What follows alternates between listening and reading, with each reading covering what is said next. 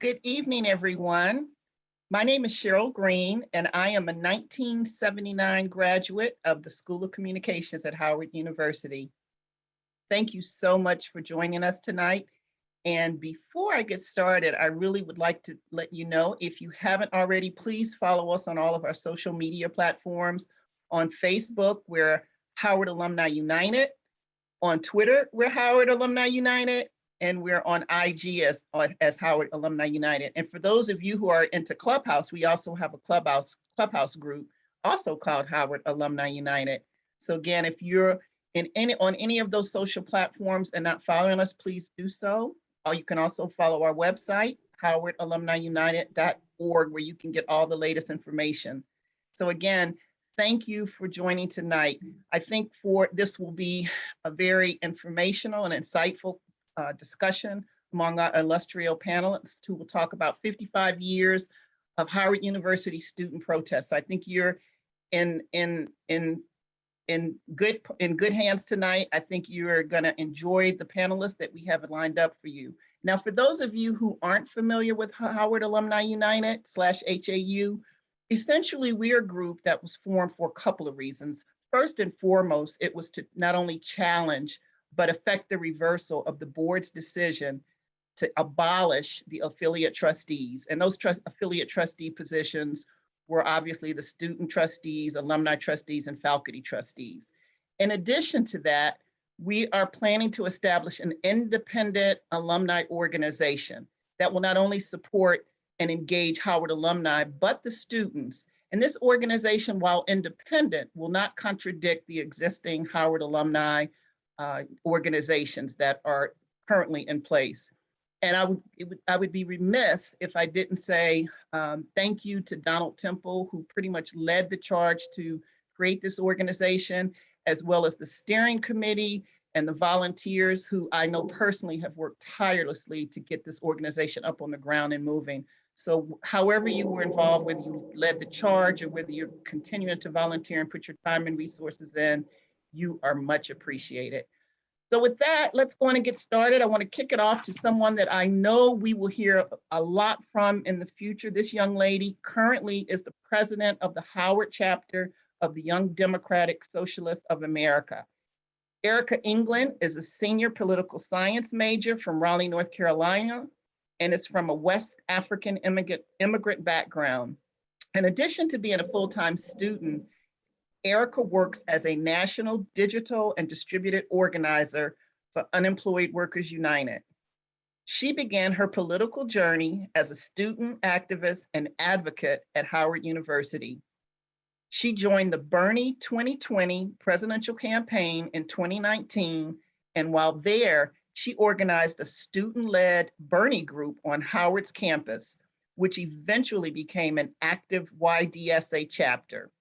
She continues to organize Black youth communities and has worked as the manager of production and community engagement for the Hello Somebody podcast with Senator Nina Turner.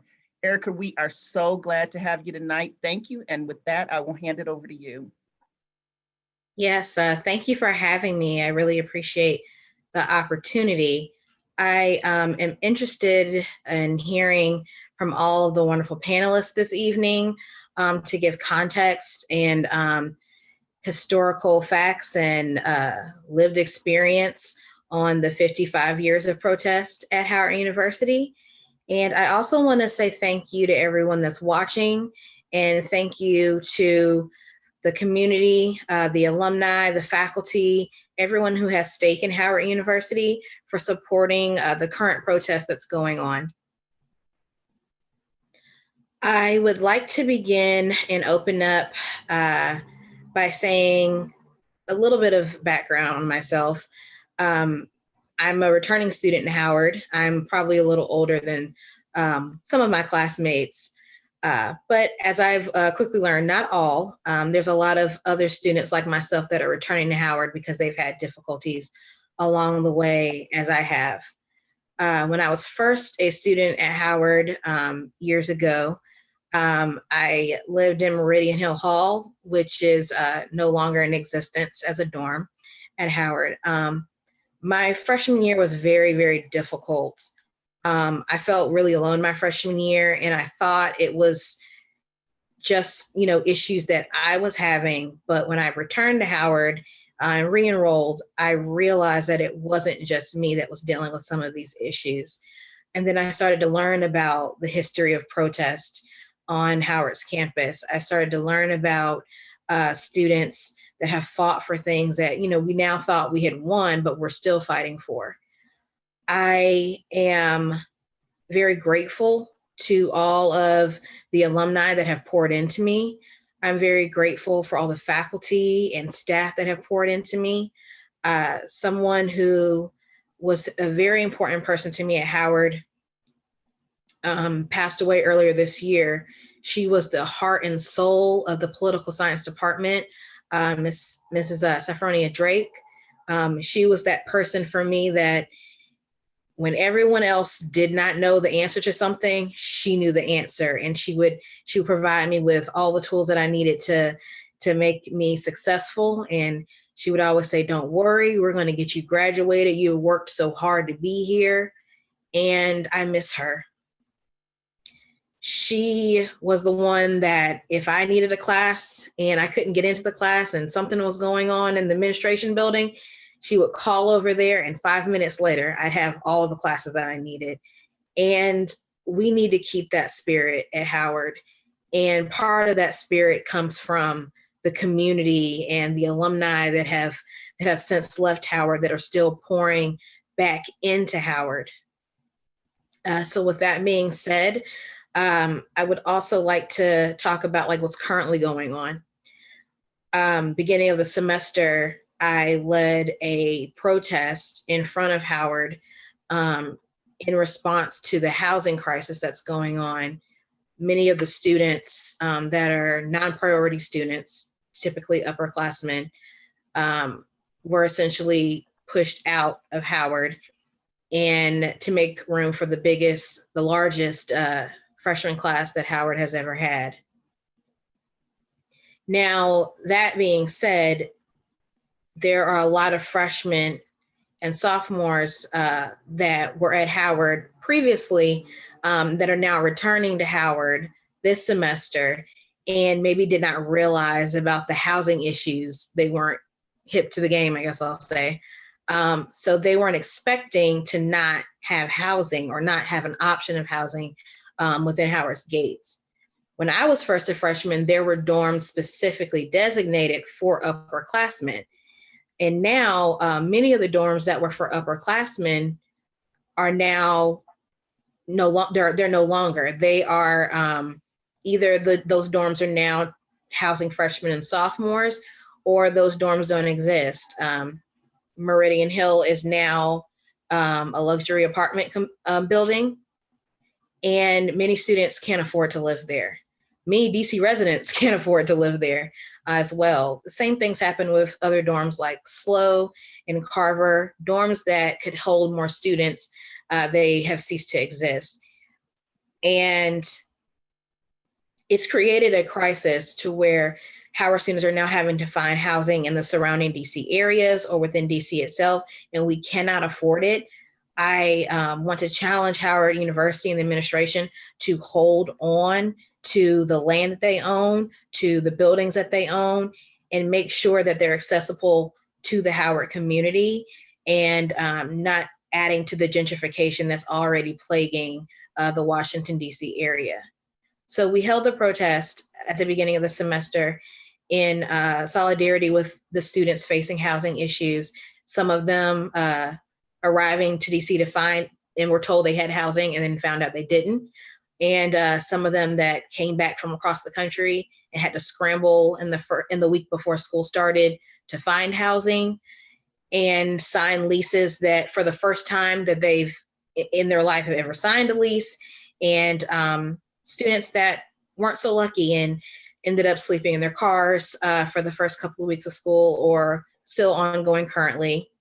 And, using Burr Gymnasium as a place to shower and get ready for classes. And also the difficulties the students are currently facing in the dorms.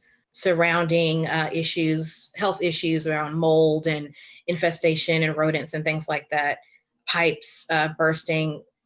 And after being told that all of these dorms were renovated and were currently being renovated, we come back to campus to find out that there's still a lot of issues going on.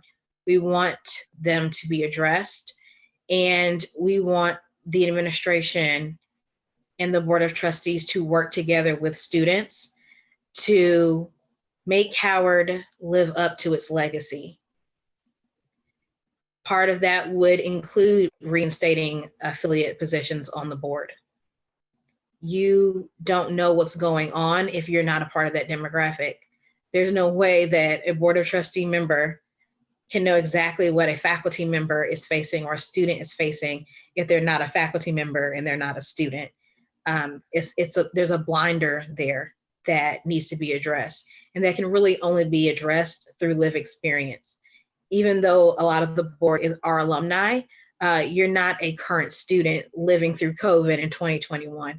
Many of the things that students are dealing with now were not even in existence for past generations of Howard students. So we need to have shared governance. We need for the board and for the administration to listen to us, because no one knows what you need more than yourself. And with that, I would like to turn it over to the first panelist. Thank you for having me and sharing a few remarks. Thank you, Erica. That was so powerful, and we really appreciate you for sharing that with us. Thank you so much.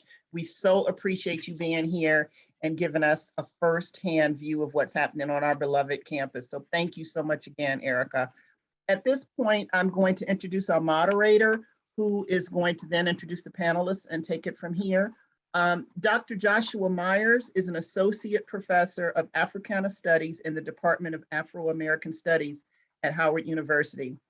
He is author of Cedric Robinson, The Time of the Black Radical Tradition, and We Are Worth Fighting For, A History of the Howard University Protests of 1989.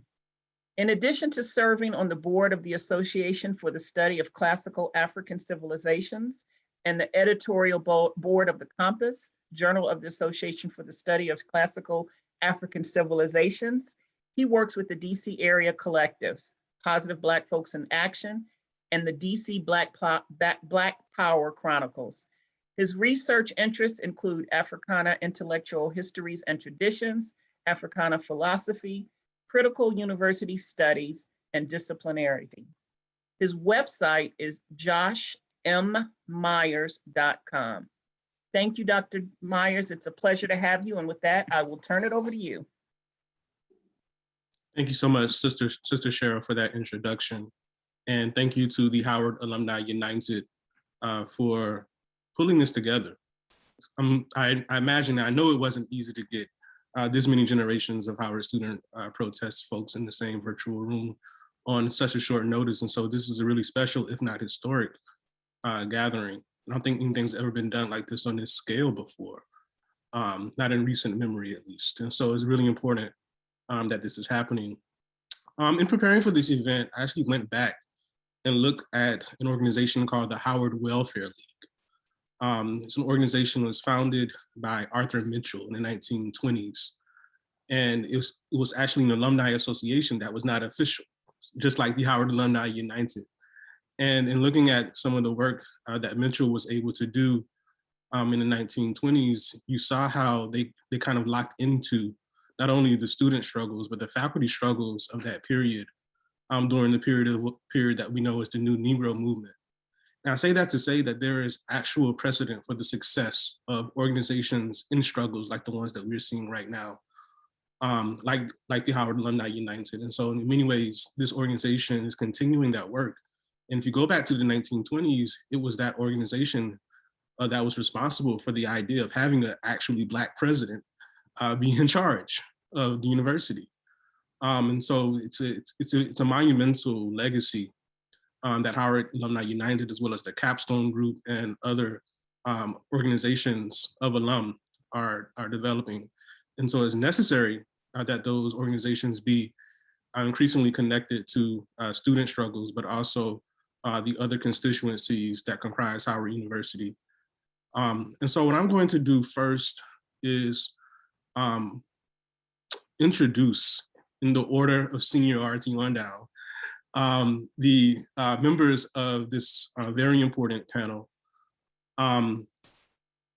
They all have very long and accomplished biographies, and I wish I could read them all, but I want to kind of open this up very quickly to a conversation.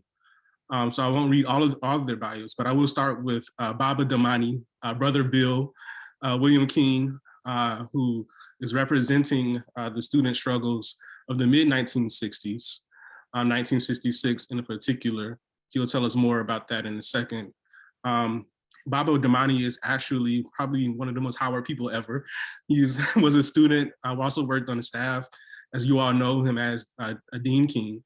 He also, from 2014 to 2017, served as an alumni trustee.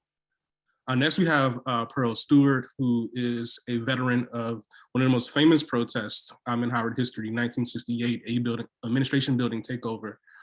And she was actually a member of the Hilltop. She was a reporter for the Hilltop at the time. And as she will share with us, she was able to cover the protests. And because of the nature of the Hilltop, and there's been struggles around the Hilltop since the Hilltop's founding in 1924, she was associated and got lumped into the struggle with the other students in 1968. And she eventually became the editor-in-chief of the Hilltop 2 years later, I believe, 1970, 1971, before becoming a very prominent journalist and working in the Black press, which is really important.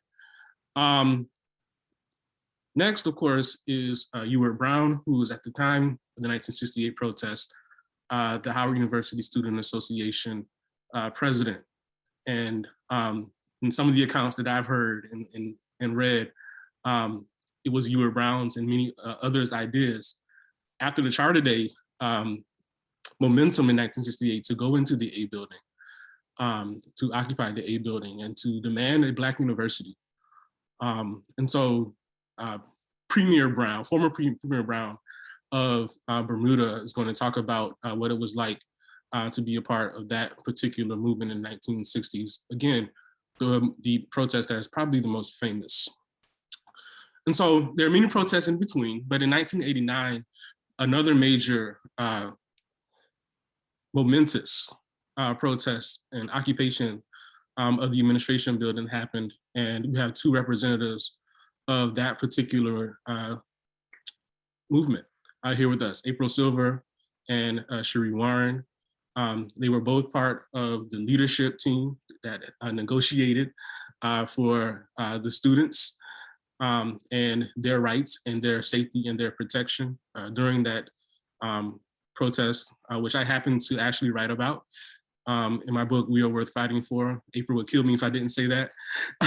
But April and Sheri are two iconic leaders, women leaders in the history of our university that I hope one day our university will be mature enough to actually honor them and what they gave to this university. They both, of course, were part of the organization Black Media Force.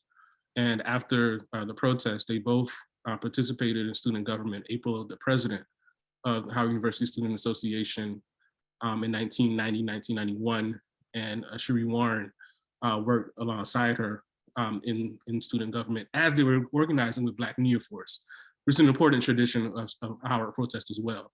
How do you take over the levers of student power and connect it to the community and connect it to what's happening beyond the gates of Howard University? There were many protests in between 1989 and the protest that we're going to talk about next. But in 2018, a 9-day takeover of the A building was led by an organization called HU Resist. And we have two representatives of that protest here with us today. First, Alexis McKenney. You all remember her probably.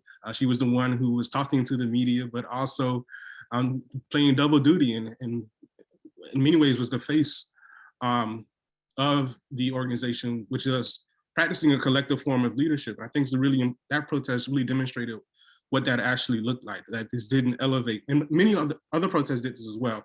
But this idea that we're going to make decisions collectively. But Alexis McKenney, as well as Kwadwo, Alfajiri, Shah, are going to talk about 2018, because this is the one that is actually closest to us in terms of the history, and how between 2018 and 2021, how could we have possibly gotten here again so quickly? And Alexis is a community organizer, so she continues to do similar work. If you're not following her on Twitter, you should follow her on Twitter, because she's always talking about her journeys to the South and hoodoo and her forming, all these things, interesting things that people don't think are connected to this work, but there actually are. And I probably never said that to her in public, but it's really inspiring to see her walk through this journey, because I'm also from the South, so we share that.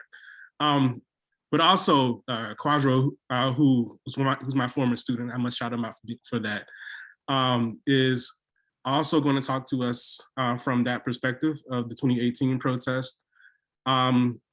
They are a research assistant focused on data analysis and visualization. And during the protest in 2018, they developed the HU Resist pamphlet, and was really responsible for using data science. And I think this is an important element, using data science to talk about the student experience. They graduated in 2018, 2020. And Alexis graduated in 2018, I believe, from Howard University.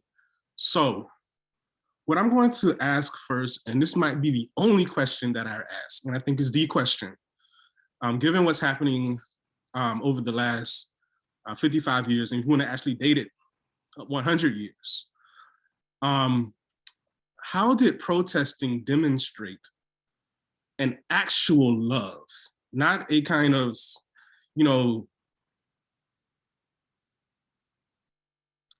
a love that doesn't have the maturity to critique, but an actual love?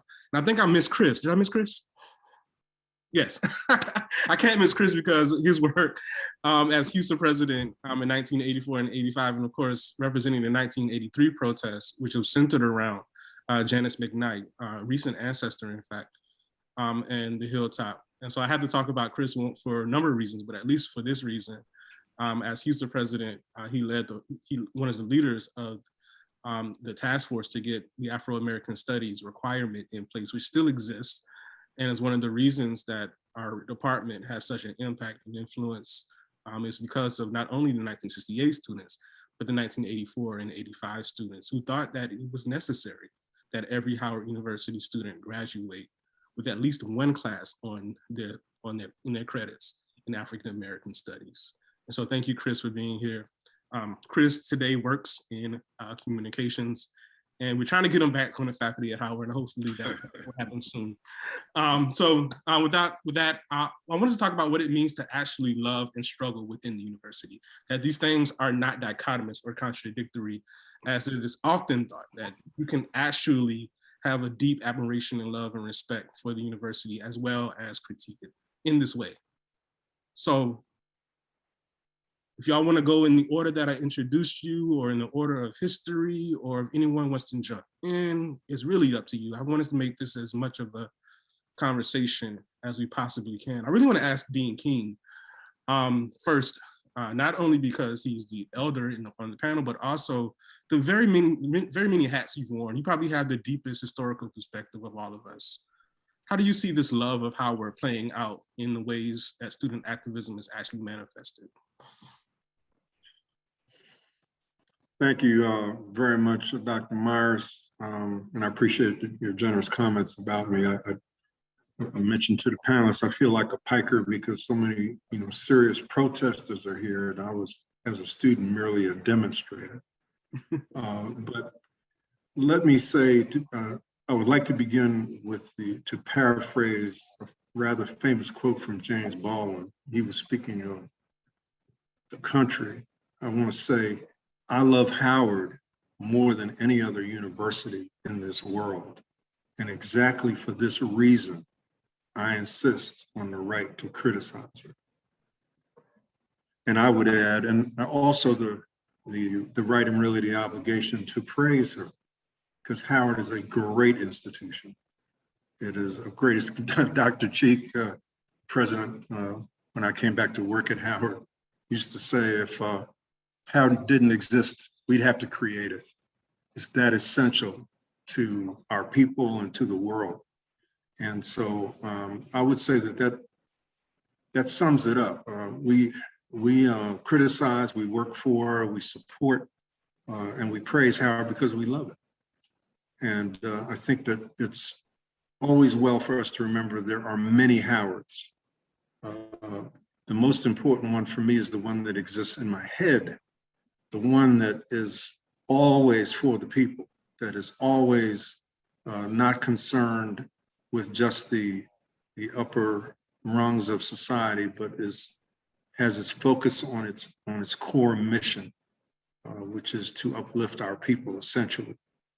And so to me, that's in a nutshell an answer to your question.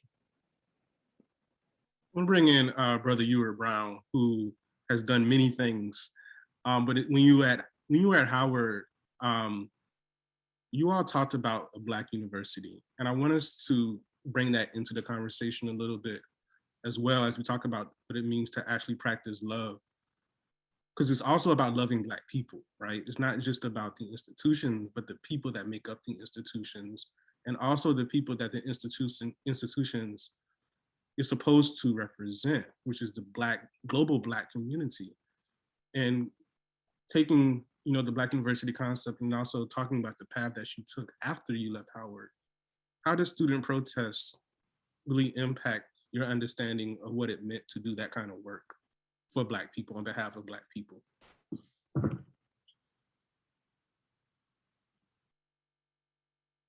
think you're muted.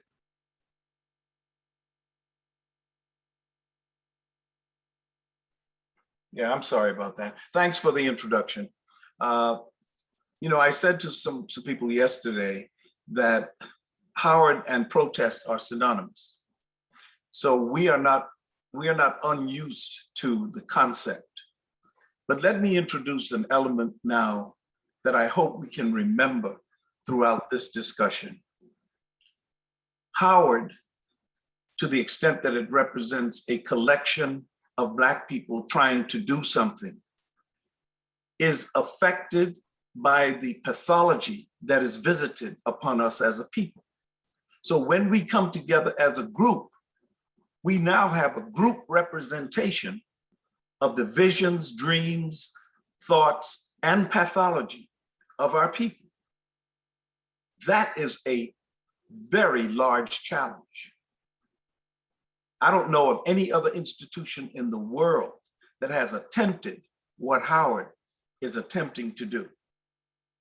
And that is to take Black people from all over the diaspora, come together, having been beaten into different forms of submission, to come together at Howard under the umbrella of education and expect that we're going to get along all the time.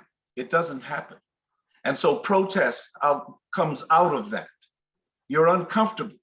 I was uncomfortable in 1968. I didn't like what was happening on the campus, and thousands of other students agreed with me. They didn't like the dormitory, they didn't like the food, they didn't like a lot of things. But the point was that we had fights at Howard, but we don't fight Howard. We have disagreements within our family. We work those things out. If we have to escalate the strength of our opposition, that's what we do. And if it entails what we see happening on the campus today, then so be it.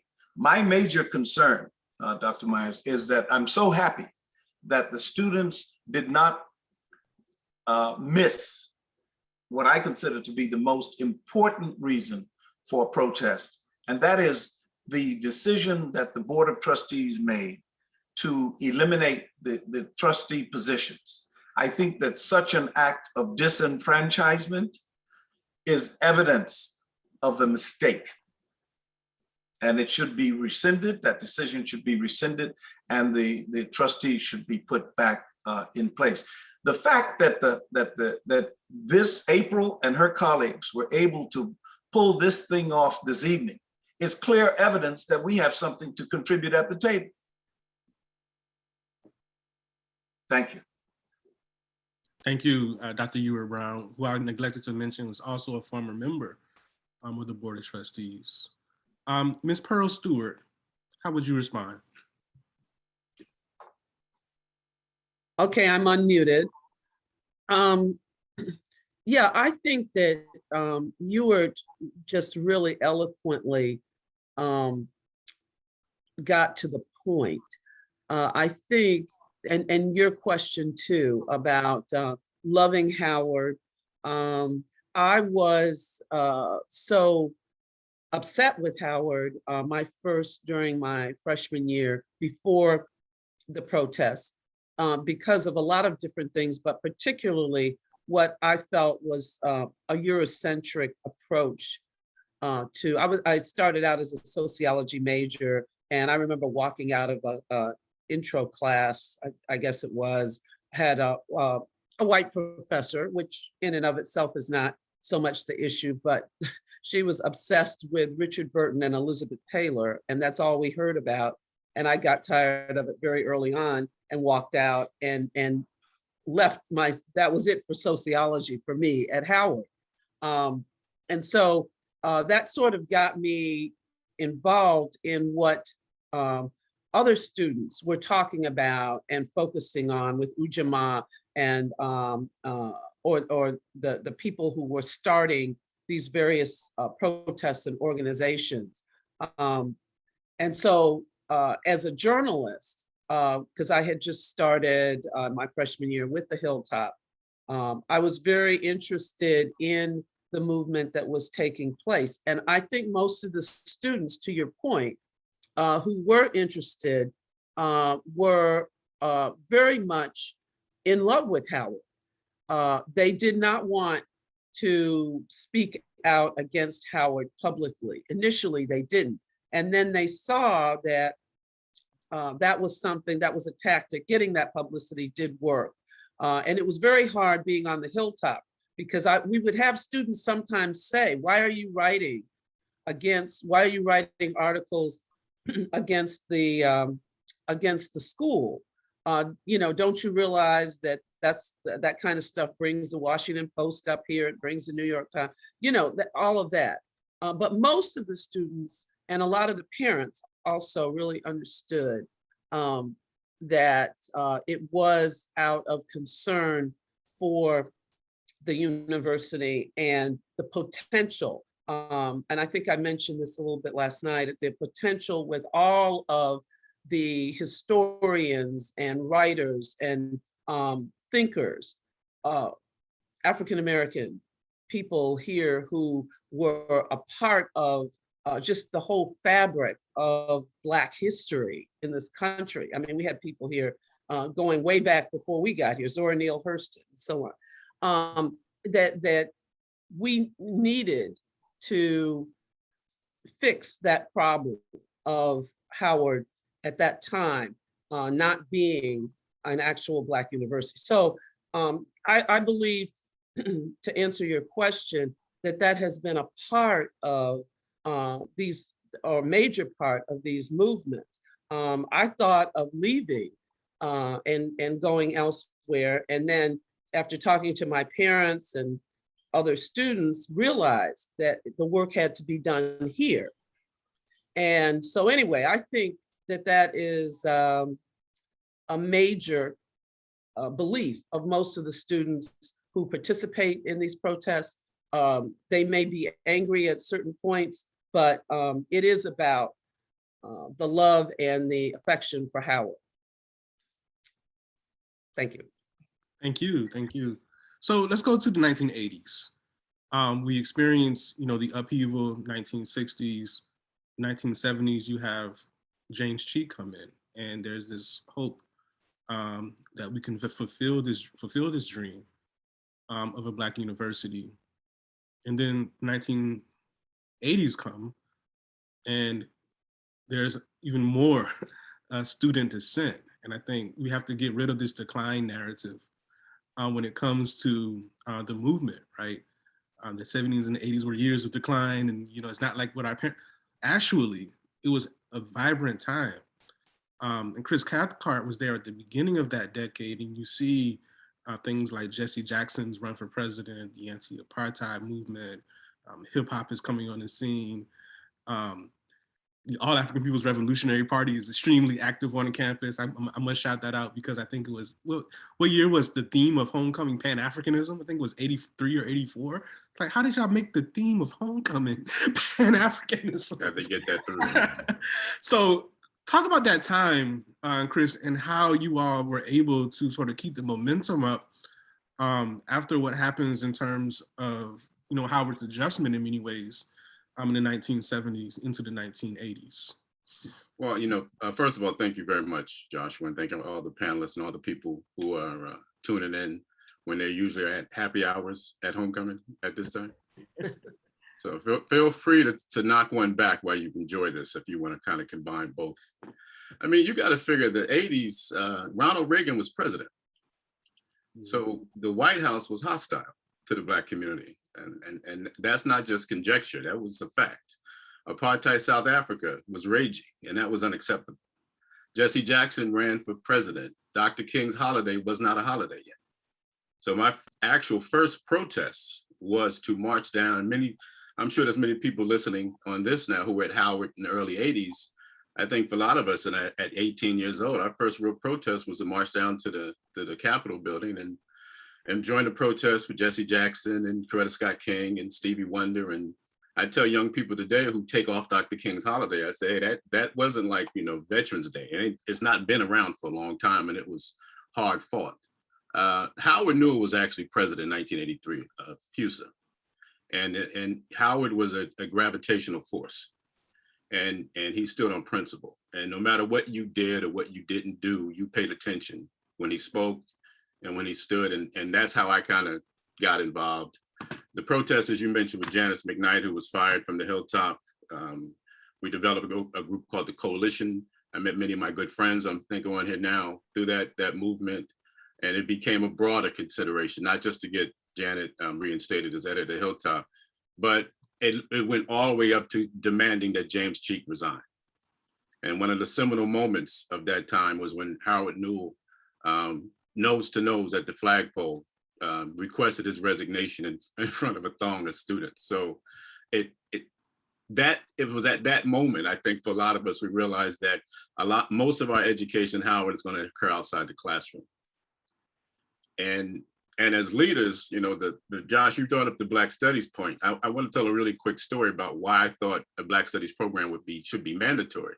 When I first got to Howard, and this goes back to Howard Newell, I was on the football team my first 2 years, and so we were on campus by ourselves, preparing for the season. Then when all the students finally came in late August, there were parties everywhere. Everywhere you went, there were parties in front of the Fine Arts Building, in the Valley, and all the dorms. I saw a flyer one day that said, film on Malcolm X at 5 o'clock. And after going to all these parties that were overrun with people, I went to this film screening and there were 3 students in there. After partying, I walked through a throng of people hanging out to go to see a film on Malcolm X. And I'm like, I'm at Howard, this is kind of what we should do. But when I went in there, I realized that how sparsely attended it was, that just being at Howard is not going to be enough.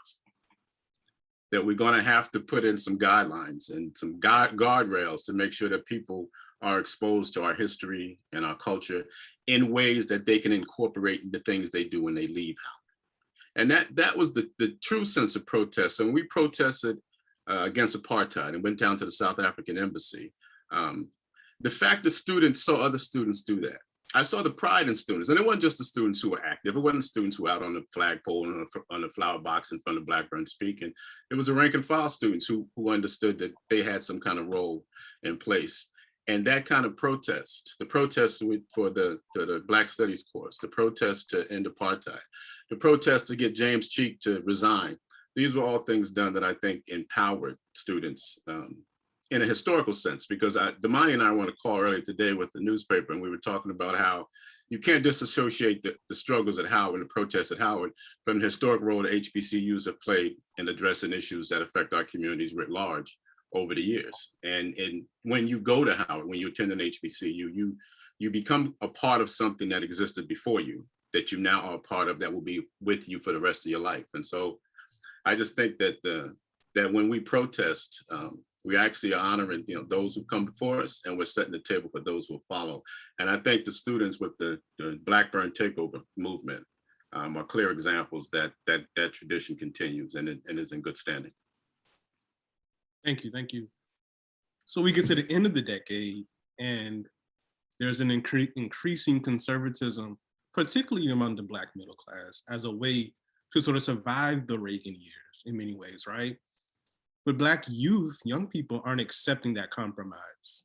And that's really one of the ways of looking at the protest in 1989, the refusal of a sort of going along with this trajectory of Black conservatism. And a question in '89 was, will Howard's leadership, will Howard's board of trustees embrace this move? And the answer was yes, but the students and the faculty and many others and the staff, they did not.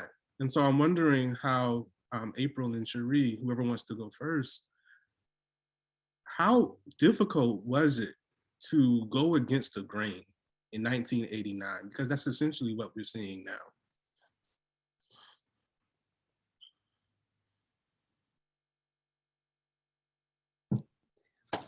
Thank you, Josh. I'll go first. It wasn't that difficult based on the context of where we were at that time. We're in the era of Chuck D. We're in the era of Fight the Power. We're in the era of police brutality, Illinois bumpers in New York. And so the resistance was there. It was in the culture. It was in our spirit. It was in our soul. It was also captured in a lot of us personally. One thing that people might not recognize about the folks who came to Howard, like between 85 and 90, a very socially, economically diverse group. Many of us was broke. We were broke. I was homeless when I came to Howard. So my journey in terms of the love and that struggle and that the necessity to dissent and express that dissent in a material and physical way is real. Because for some of us, that Howard, I always tell people Howard saved my life. I knew when I was a kid I was going to go to Howard because I lived in a house that was very, very turbulent. And I saw an ad in a paper about a game. And I was like, I want to go there just because I saw a football player that looked like me. The imagery was so powerful, and I was 7 years old. Fast forward, it's time to, graduate or whatever the case may be. And I am homeless and I have no money. And I figured out that if I could just get to Howard, somebody would help me. And that's what happened. I came to Howard with $200 in my pocket. And I was like, let me go to this financial aid office and see what they're talking about over there. And I was able to enroll in school and stay in school.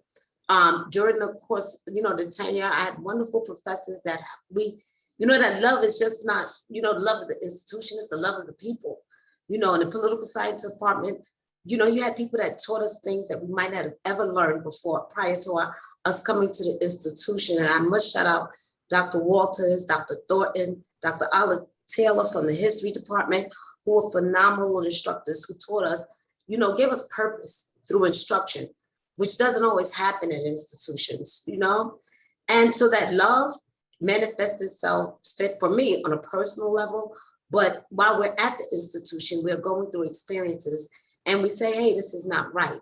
We had been complaining the whole time we were there. We had been protesting on other things, about other things.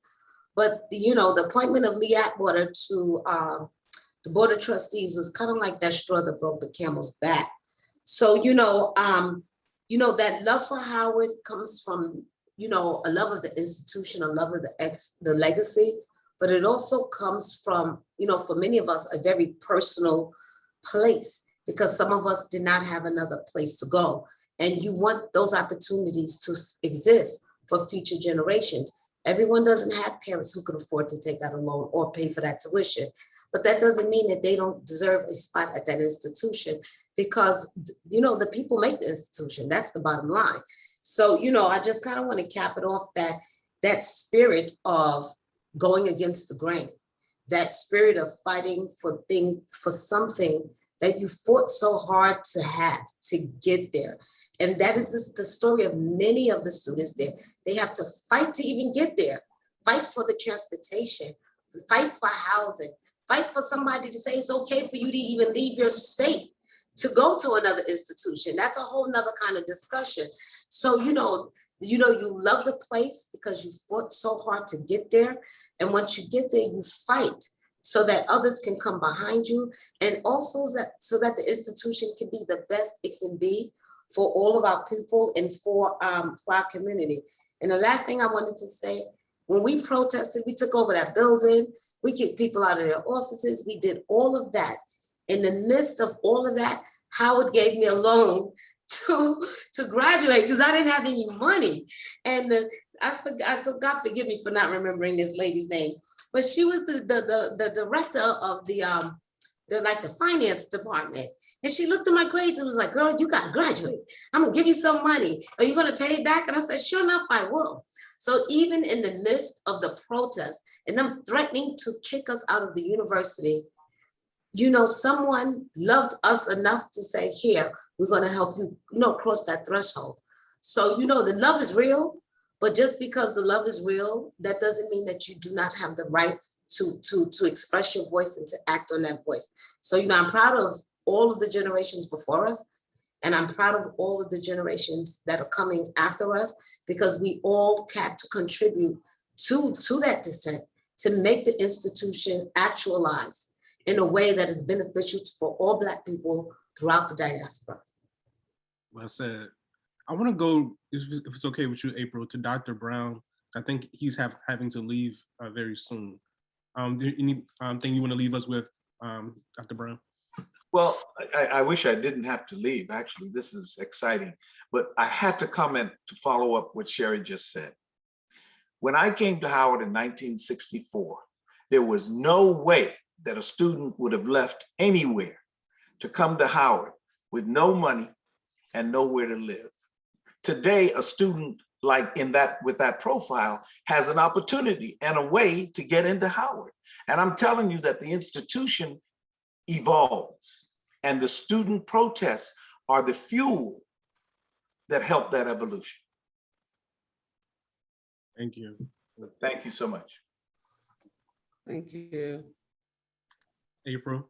Yeah, I want to first give thanks to all of those who've come before us on this panel. I'm deeply honored and humbled.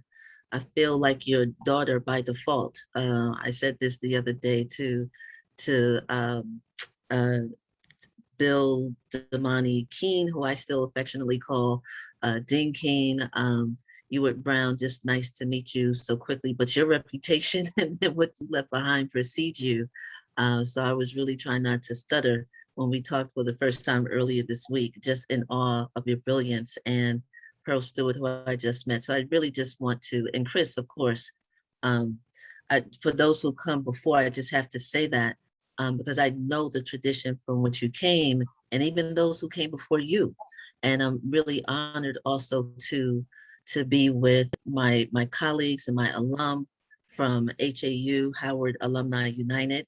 It's been an honor to be on the steering committee, and the labor of love that we give is from the heart, is full of passion. So I definitely want to shout out the organization and ask people to go to the website that's in the chat so that you can see why we were formed by Donald Temple, our constant lawyer and counselor, and just so many other people. And mostly, let me be clear that the reason why we wanted to do this is because the alum and the faculty, including your contribution and insight, Dr. Myers, and that of Dr. Carr and Dr. Marcus, help me, Dr. Myers, Alfred, I Yes. think, yeah, and Dr. Eric as well. Like this is a combination. This was just conceived just a couple of days ago. So I want to shout out everybody who's involved. And the reason is we wanted to send a love letter, if you will, a virtual love letter to all of the students at take over, Blackburn take over all of the previous protest leaders. Like we've been showing up, right? There's no question about that. But how do you pull everybody together so that there's something virtual that people can attend, you can see our faces and you can hear our stories, and hopefully it be a source of inspiration and information and political context. So we were guided by, a spirit greater than ourselves to pull this together. And that's why we have over 200 people on this. And we just announced it less than 24 hours ago. And this will live in perpetuity as well. So with that said, around the question of love, Sheri talked about our era, right? I'm Gen X, Sheri is Gen X. And one of the people who taught us so well in our peer was Sister Soldier. And I don't know that she was the first person to say it, but she was the first person I heard it from. And she used to always say that love is demonstrative. And so it's not enough to say that you love someone. It's not enough to have passion and, to have blood coursing through you and to be excited, because that's an emotional thing when we think of love, and emotions fizzle. Emotions are temporary. But if you are committed to real authentic love, then you're demonstrating it through your work, through your service, through your sacrifice, through your willingness to confront your own contradictions, through your willingness to be humble, shut up and just get the work done, through your willingness to have the discretion of when it's not okay to shut up and ask a question, and to be truly present, and to develop and cultivate non-transactional relationships with people, right? And so that's part of the work. It is internal, it is private, and it is personal, and it's communal as well. And it's not easy. Mrs. Baraka, the widow of Imamu and Mary Baraka, and the mother of one of our important leaders in student activism at Howard, the mother of Raz Baraka and Amiri Baraka Jr., sorry. We stayed at her kitchen table, and she used to tell us that democracy is messy. And, the importance of critique starts with yourself. These are the kinds of lessons that we got from Amina Baraka, who nurtured us. And those are lessons about what love looks like. And it is not easy. It can be confrontational. It can be painful sometimes, but the ultimate goal is not to tear down, but to build up and make it transformative. And so that's on the personal level. It's on the level it starts with self, then to the family and to the community and to the institutions. And so to Sheri's point, that's why it really wasn't difficult in terms of mobilizing people. Organizing is hard that's just historic, that it can be hard, but the mobilizing people, we had a lot of pathways because hip hop was laying a lot of groundwork culturally for us. We had Sister Soldier, we had Public Enemy, we had Poor Righteous Teachers, we had a context that was a little bit different. And I have to shout out to everybody in the room, everybody who will watch this in the future. This year is the 30th anniversary of the first hip hop conference at Howard University, which started in 1991. Prior to that, there was no intersection or thought of bringing hip hop and education together. And, this is 30 years in that conference ran at Howard, because we were hell bent on using activism and arts as a tool for activism. So Dr. Myers, you'll have to help me to see if I stayed on point in answering your question. But I wanted to give that context. My mother continues to always say, the question at the end of the day, in terms of your love and sacrifice in your relationship, is it worth it? And so I believe that fighting for a transformative university, one that is progressive and one that is humane and who doesn't lie to the students, like they've been doing to the current students that are in the Blackburn Center, the one that doesn't criminalize their work, the one that doesn't turn their back when they say, I need help, I need a counselor to talk to, I'm having some mental health issues. And by the way, can you do more than vacuum the mold out of my room? And by the way, can you restore the affiliate positions, because shared governance is important. A university that could hear that and think imaginatively and boldly about how to transform the university. It sounds very pie in the sky. It sounds impossible when you think about Howard University, but Howard University is not embarrassed for what it's doing to the students. It's not embarrassed by how it treats its faculty. It's not embarrassed that it reduces alumni to whether or not they have donated to university. They're not embarrassed by that. They don't care. So, but I believe, and we believe, and so many of us believe that it's worth chipping away until we get the university to be progressive and humane and forward thinking in its relationships. Thank you. So between 89 and the next protest that we're going to talk about, 2018, there's actually a sea change in how higher education actually operates, right? There's a systematic defunding of higher education throughout the 80s and into the 90s.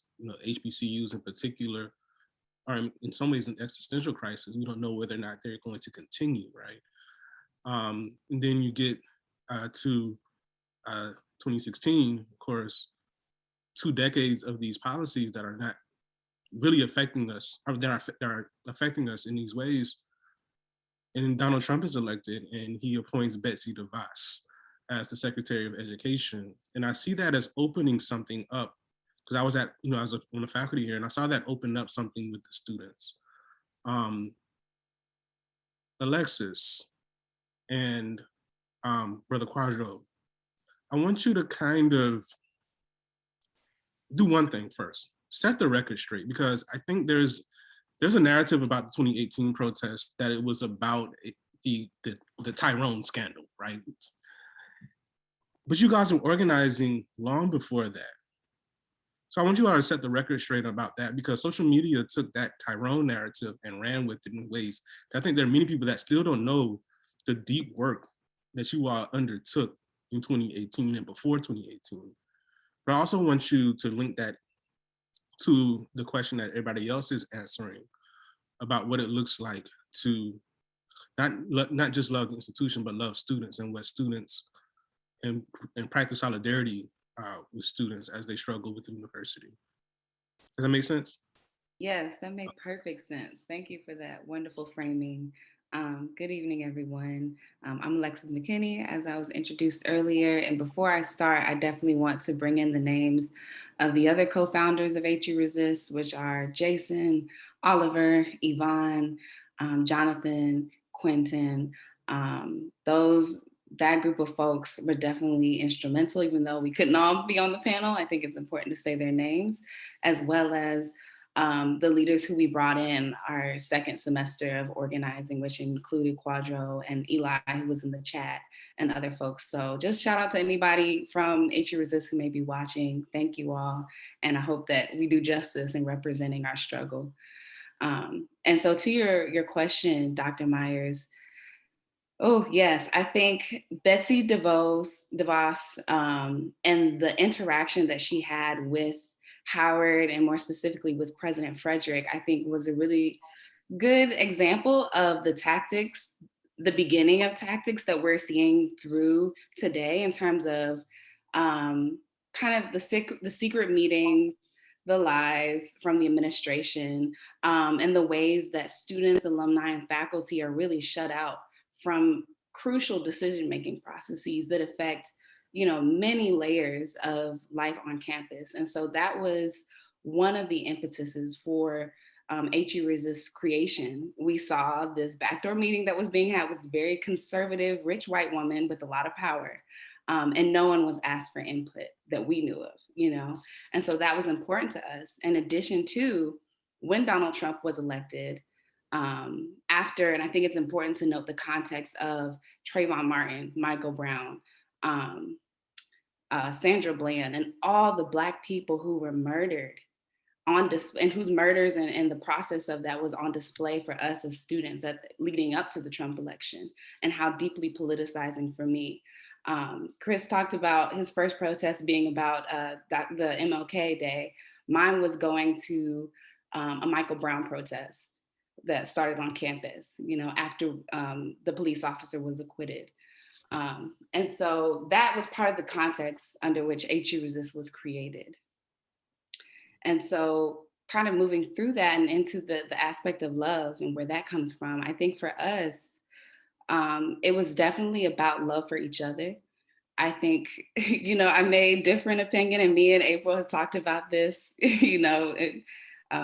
together about our love was for each other and for bettering the material conditions for ourselves and also for the community outside of Howard, which has, consistently been criminalized through the narratives that the administration pushes. The freshman week speeches, like, don't talk to the locals, you're here for Howard, it's the Howard excellence and the Howard kind of special narrative. And so a lot of our organizing, speaking to the things that happened beyond the Tyrone scandal, was connecting with the community. It was doing food pantries. It was collaborating with local organizations for town halls around housing and gentrification. And so that love was not for the institution, which I think we would benefit from comparing the institution of Howard to the institution of this country, and the ways that it acts against students and the ways that it targets organizers, especially that we're seeing now. And so we had that love for ourselves, and that really propelled our work.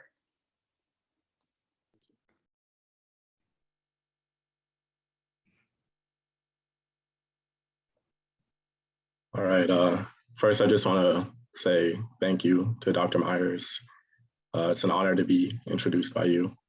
And thank you to my elders as well. It's an honor to, speak alongside of you and share this space with you. I want to speak a little about love, since that's what Dr. Myers asked us about. I learned about love from many people. Many interventions in my life have caused me to learn about love. I've learned it from my family, from my mother and father, from my friends, from Black women and Black genderqueer people, specifically non-binary people, agender people. And I've learned about love from bell hooks. And learning from all of these people, I would now say that love is a desire for someone or something to reach its higher purpose, its highest purpose. And love is also work, as Ms. April said. Love is work to help contribute to the process of that person or that thing reaching its highest purpose. And I would say absolutely, HU Resist labor was a labor of love. And Alexis, I'm so glad that you said that, because I was going to say this too. I don't want to mistake love for Howard University as love for the institution. Our love was for the community of Howard University. It was for the students, it was for the faculty, for the staff, and for the community surrounding Howard. So our struggle was mainly thinking about the resources that Howard University had and how those resources could go to benefit the community of Howard, to go to benefit the students and the faculty and the staff, and to benefit the community surrounding Howard. So, and Dr. Myers, you asked more about, how HU Resist began. Yeah, it definitely was not about Tyrone. Even the financial aid scandal was not about Tyrone. I don't know how that got twisted, but that's a different story. But it even was not about Trump, and it was not about Betsy DeVos. In my opinion, I think Alexis, you touched on this. It was more so about the level of accommodation that we were seeing for the incoming Trump regime, a regime that we had already seen even before it had, come into power, that it was not for the interests of Black people in this country or for Black people around the world. And it was also about the way that decisions were being made. Alexis, you touched on the fact that this meeting with DeVos was behind closed doors, and there was no input from the students or from the faculty or from anyone else. So, you know, one of our struggles, especially going into the administration building occupation, was this idea of student power, this idea of who gets to make the decisions at the university.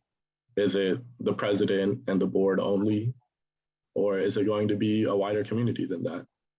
So that's it's a little bit about what I would say is HUSA's struggle for, our struggle was for liberation, it was for life, it was for love. All right, thank you. Thank you. So there's two things that I want to do, and it involves you, the audience. Since we're in a webinar format, I would like for the people in the chat to also know who else is here. And so if you are listening to this and you don't mind doing a quick check-in in the chat so that people have a sense, people who are participants but not on the panel have a sense who's here. So kind of check in with who you are, whether or not you graduated from Howard, what year, or your connection to this conversation. I think that's really important. You know, we are a community, and so people should know who else is here, even as we are limited by this virtual format.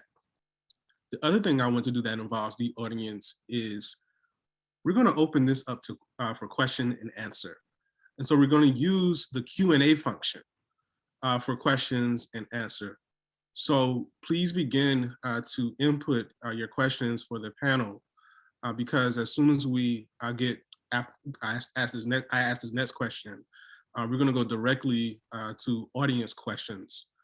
And I think this question that I'm going to ask people in the chat can also speak to. But it's very clear to me that we're going to win this struggle of restoring the affiliate trustees. We're going to win that. We have to win that. But after we win, is the question I want to ask. What does the future of our institution look like with us at the table determining that future? Us as alumni, us as alumni who are connected intimately to these students and to the faculty and staff. What is our collective vision for the future of our institution? It's a hard question, but it's one that we're going to have to ask very soon. Because I'm not sure that how we answer that question is how the current administration and leadership would answer that question. Dr. Myers, can I start just a little bit on that one, but I wanted to rewind just for a second. And maybe as I process that, there's a connective tissue. But I want to go back. First, I want to shout out, I just saw that Ariane Polk was in the room.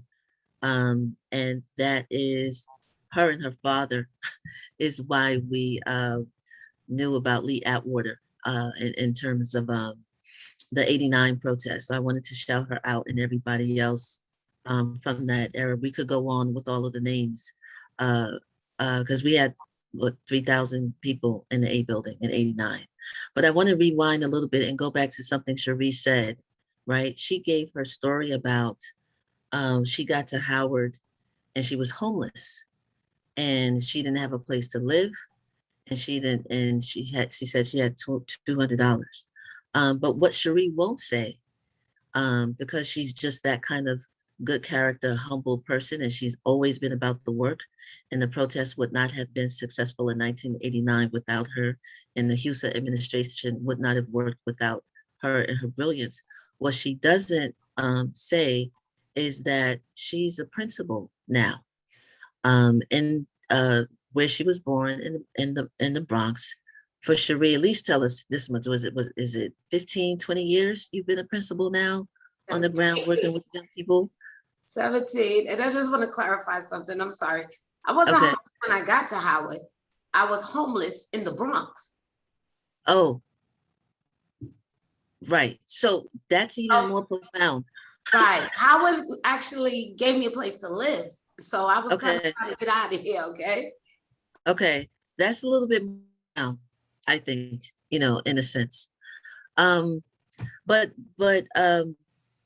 Dr. Myers, your question is profound, right? And I think it's not one that could be answered, in the short thing like this, that's where the struggle would be.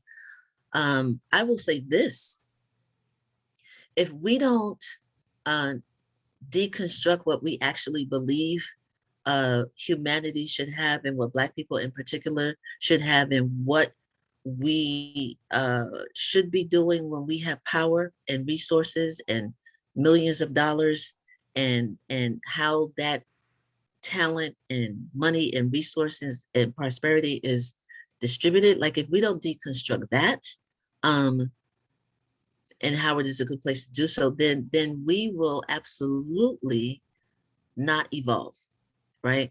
I think that what's dangerous, and that we have to be mindful of, talking about going back, looking back, and you wrote this in the very excellent book that you did, and I'm not just saying that because it was about, the work that we did in '89, but you and so many accounts remind us that when Dr. James Cheek came to Howard, he came wearing a dashiki.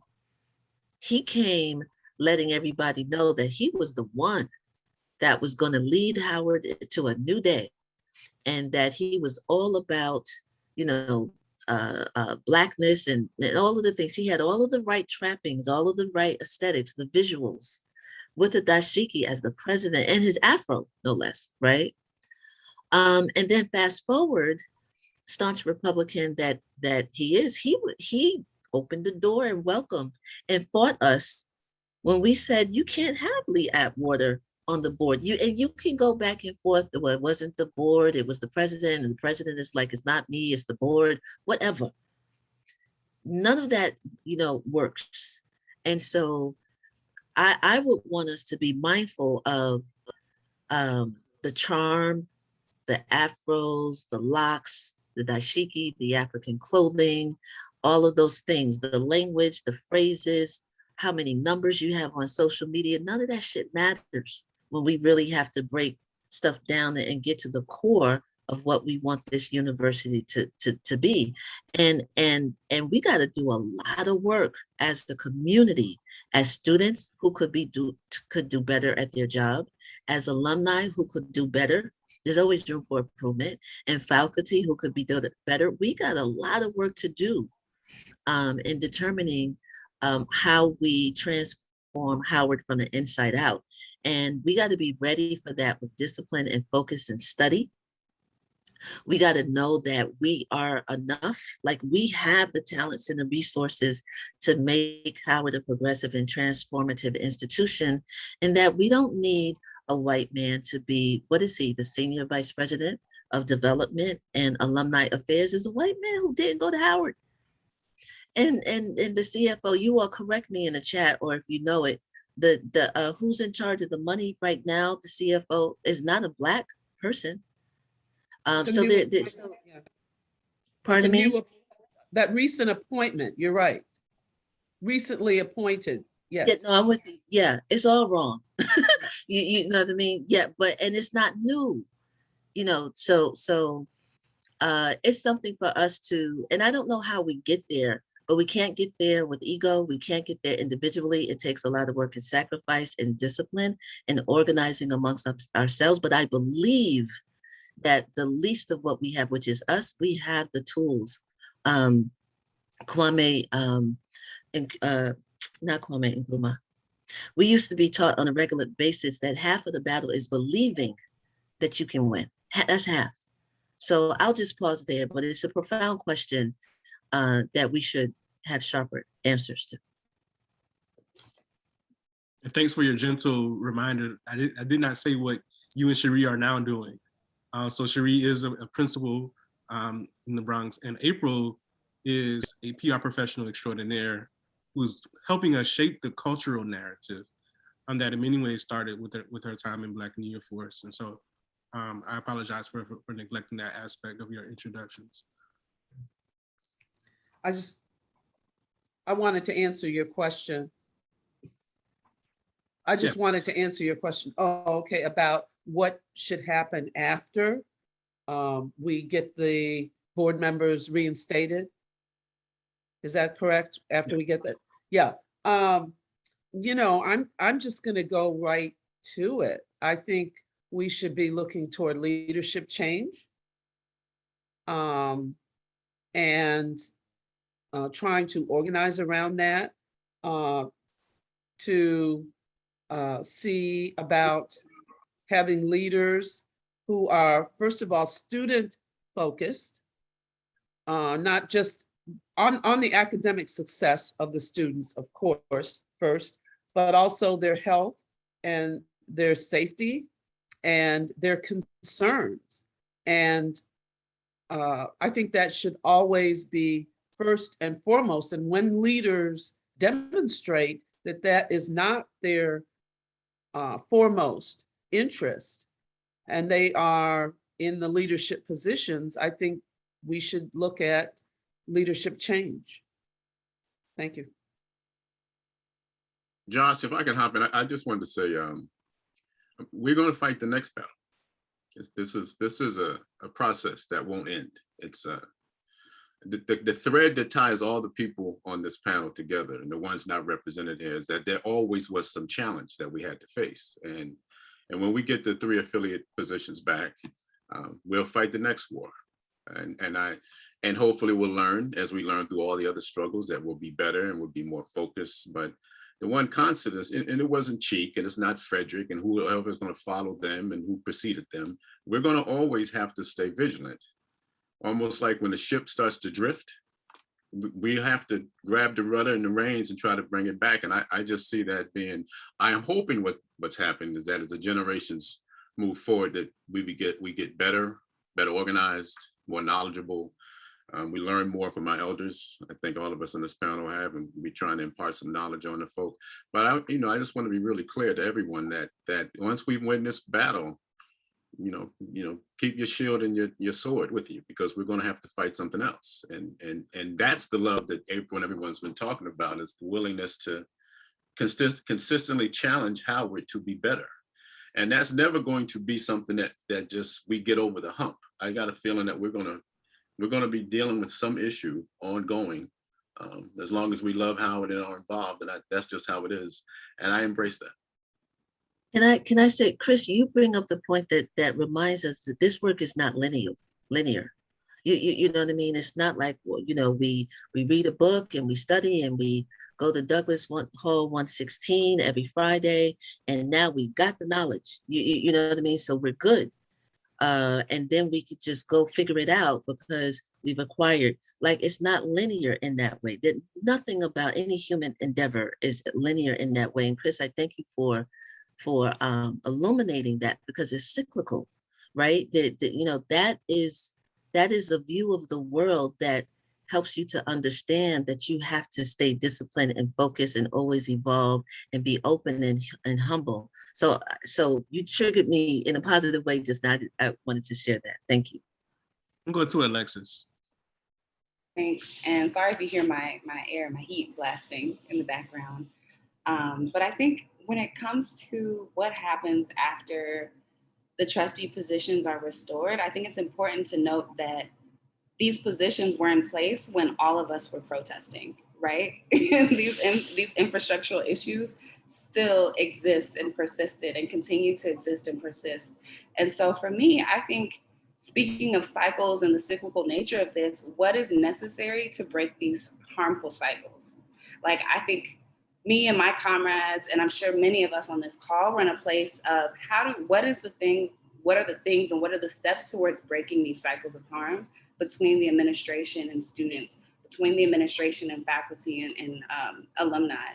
And so I think, of course, it's leadership change. And also, like, what is the infrastructural change that needs to happen? Yes. And where are the places that we hold power and influence that can speak to those infrastructural changes? Like, what does it mean for, a majority of the alumni who are currently giving back to the university to withhold their giving to the university until infrastructural changes happen? What does it mean to actually use the tangible physical means of power and influence that we have as a community of students and alumni and faculty to not just have the win for today, but have the foundation that will allow for students to not live with mold in their dorms, that will allow for students who are harmed or abused on campus to actually have the support systems and not have Howard contact MPD and then have nothing else to do with it, right? What does it mean for students to not be experiencing homelessness while they're at supposedly the best HBCU in the world, right? What does it mean for there to be no food insecurity on campus, right?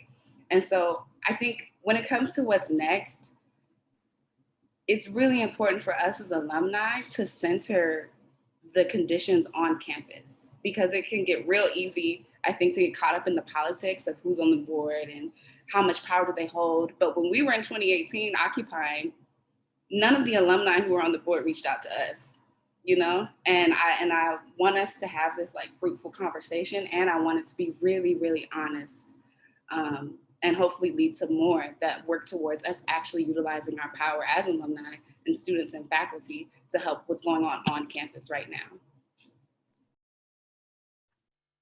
Thank you.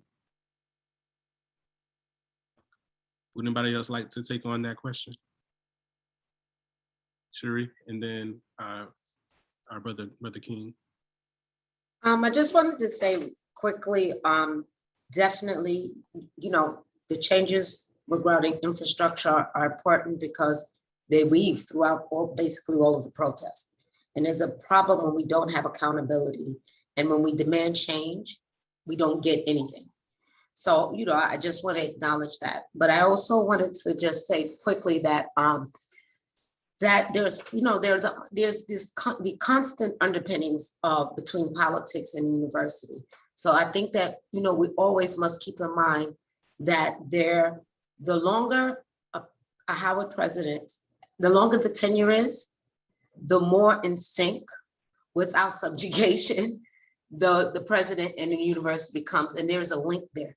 So a possible discussion is maybe term limits on the presidents, because the longer they stay, the more detrimental their actions are to us.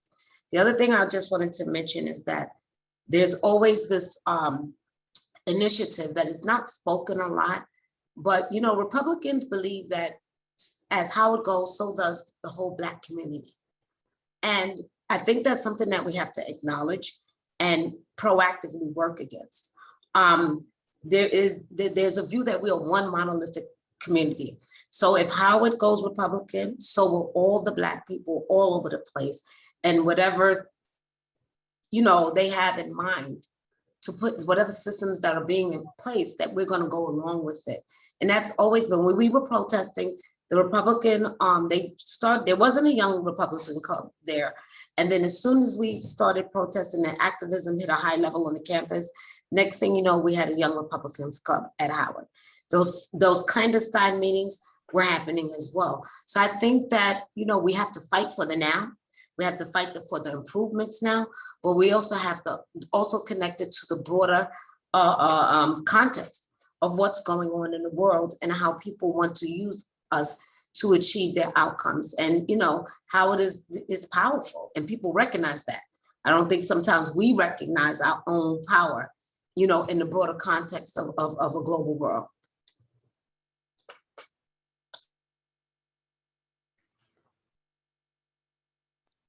I just wanted to say, she made a very, very good point about the longevity of the presidents and how it tends to, as they stay longer, they tend to get more establishment oriented.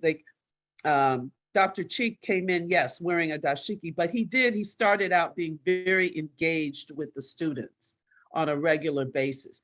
That changed and went into a whole corporate level of, over the years.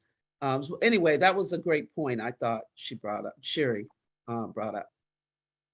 Thank you.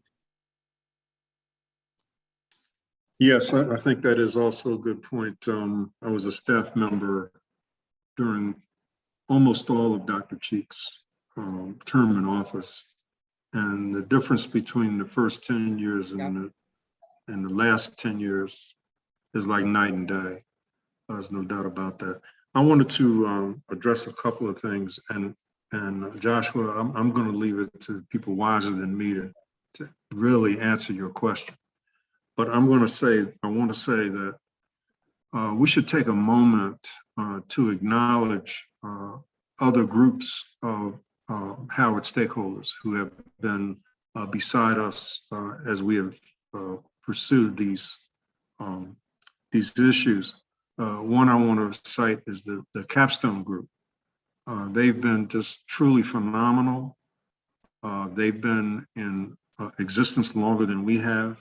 They grew out really of the 2018 protest, a group of faculty, alumni, and staff and community people who wanted to support that group.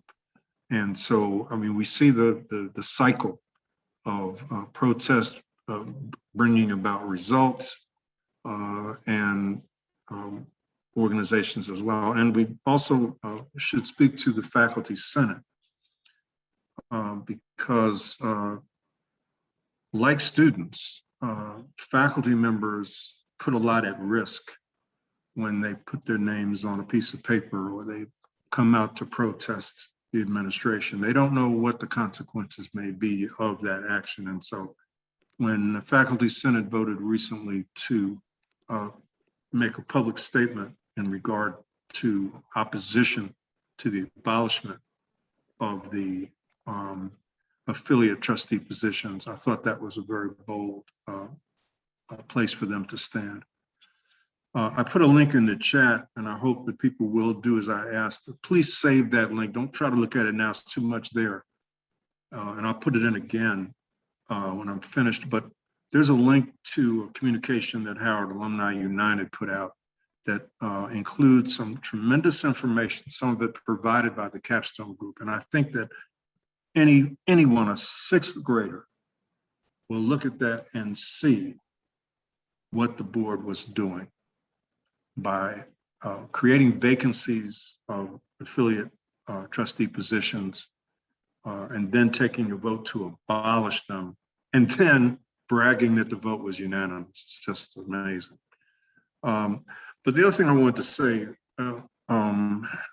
we came together today in part to share and to support our current students who are protesting, and even those who are not. And I want to address that because when the 6 students at North Carolina A&T did the first sit-in at the Woolworths, there was only 6 of them, and I've told students in the past, they didn't go around the dorm and say, everybody come and let's go, and we can't go unless we had 200 people. Those 6, they were all men. Those 6 brothers went out there on a limb by themselves. They didn't know what was going to happen to them.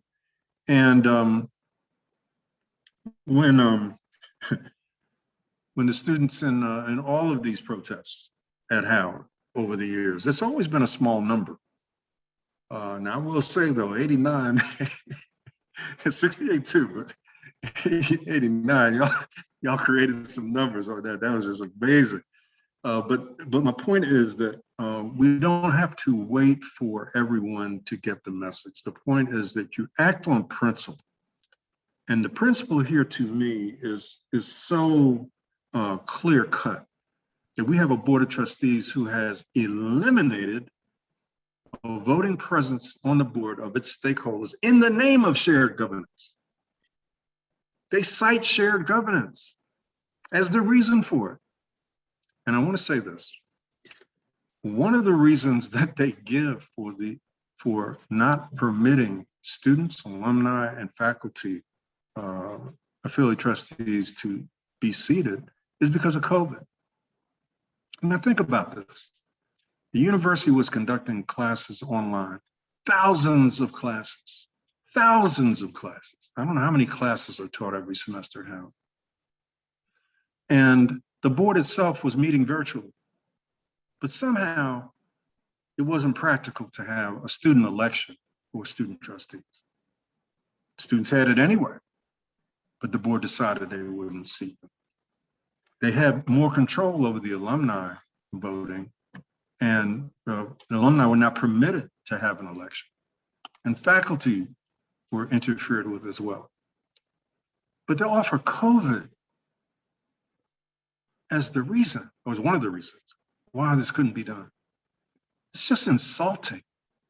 It's just insulting to the students, to the faculty, to alumni, that we would be expected to believe that. It's just unreasonable. So those are the things I wanted to say. First thing to the current students, don't be concerned if your numbers are small. You stand on principle. You stand on principle, and you will be respected and admired and remembered. And those who decide not to, you know, that's another story. Thank you. Alexis, oh, I was going to say you raised something really important in the chat. I don't know if you're going to speak to that now. But this idea of actually having real connections across generations, that's something that I'm thinking about, not just as someone who's written on social movements, because one of the tactics is you can't expel them, just wait them out, just let them graduate, and then there's no connection anymore, right? But also this summer, I was one of the people that saw this coming, because I saw the university's lack of preparation for students returning up close. And in many ways, my only surprise was how long it took for it to actually happen. But one of the things I wish I could have done is actually had, you know,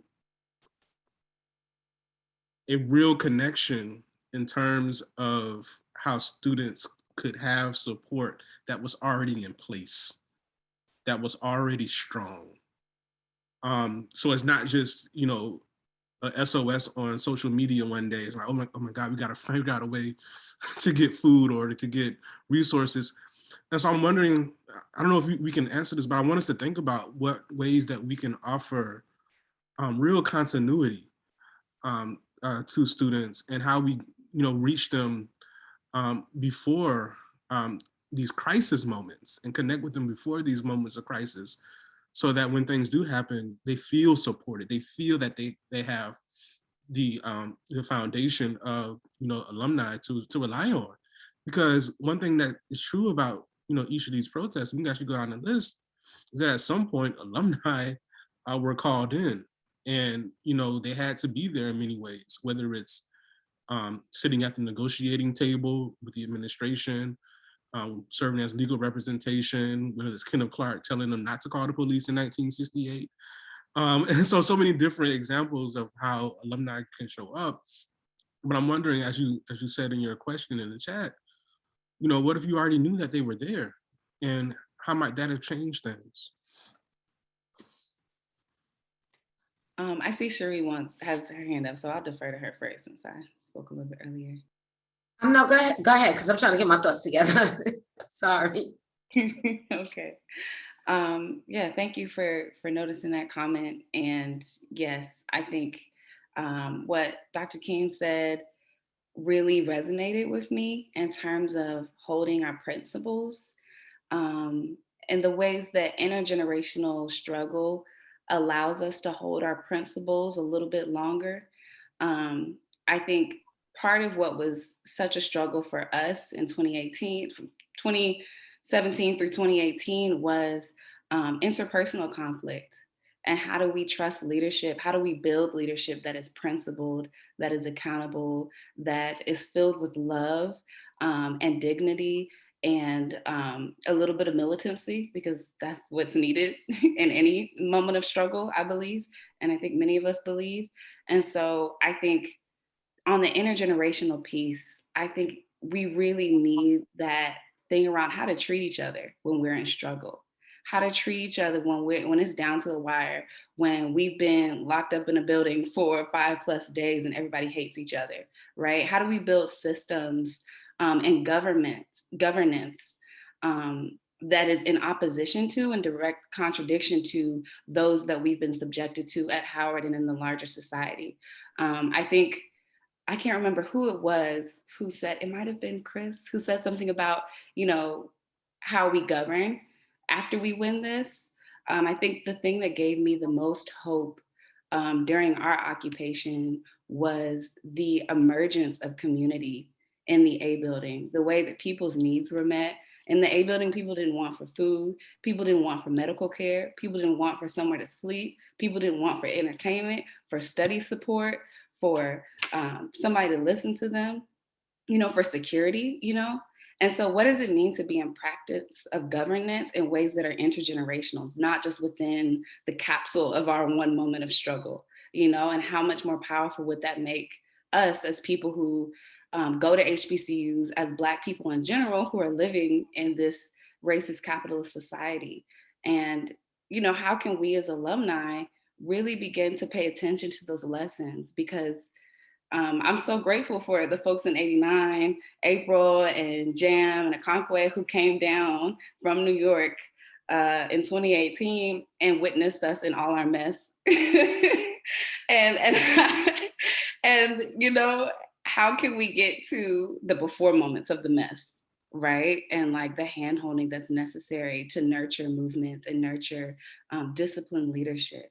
And so I really would love to defer to the elders on the call with more around that and like, how can we actually be in relationship beyond these moments, because there are conversations that need to be had, I think even amongst this group, that I don't think need to be publicized in a format like this.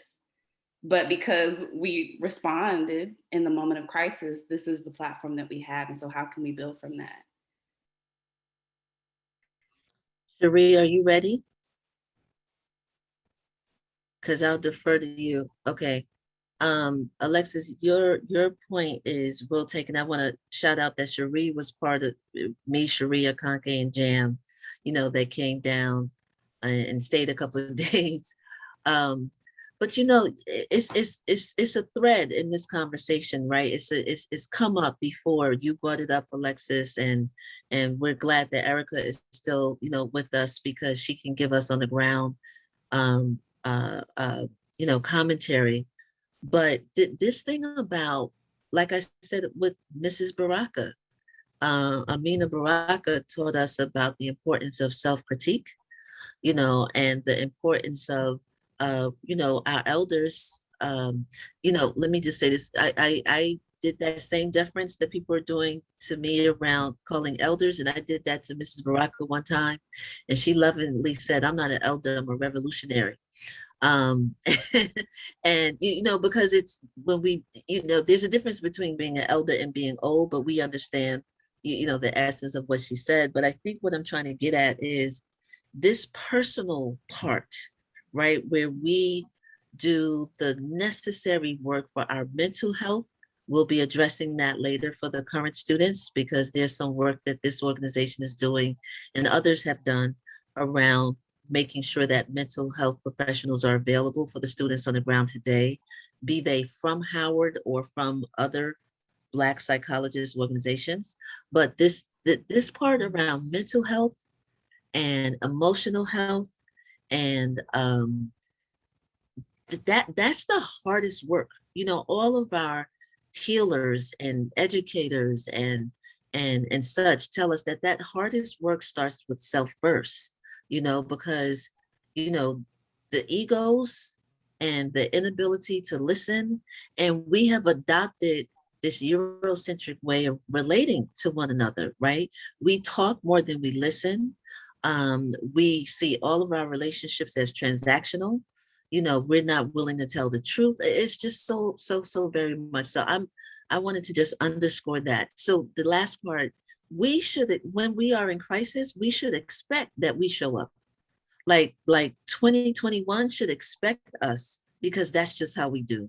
You all can expect that.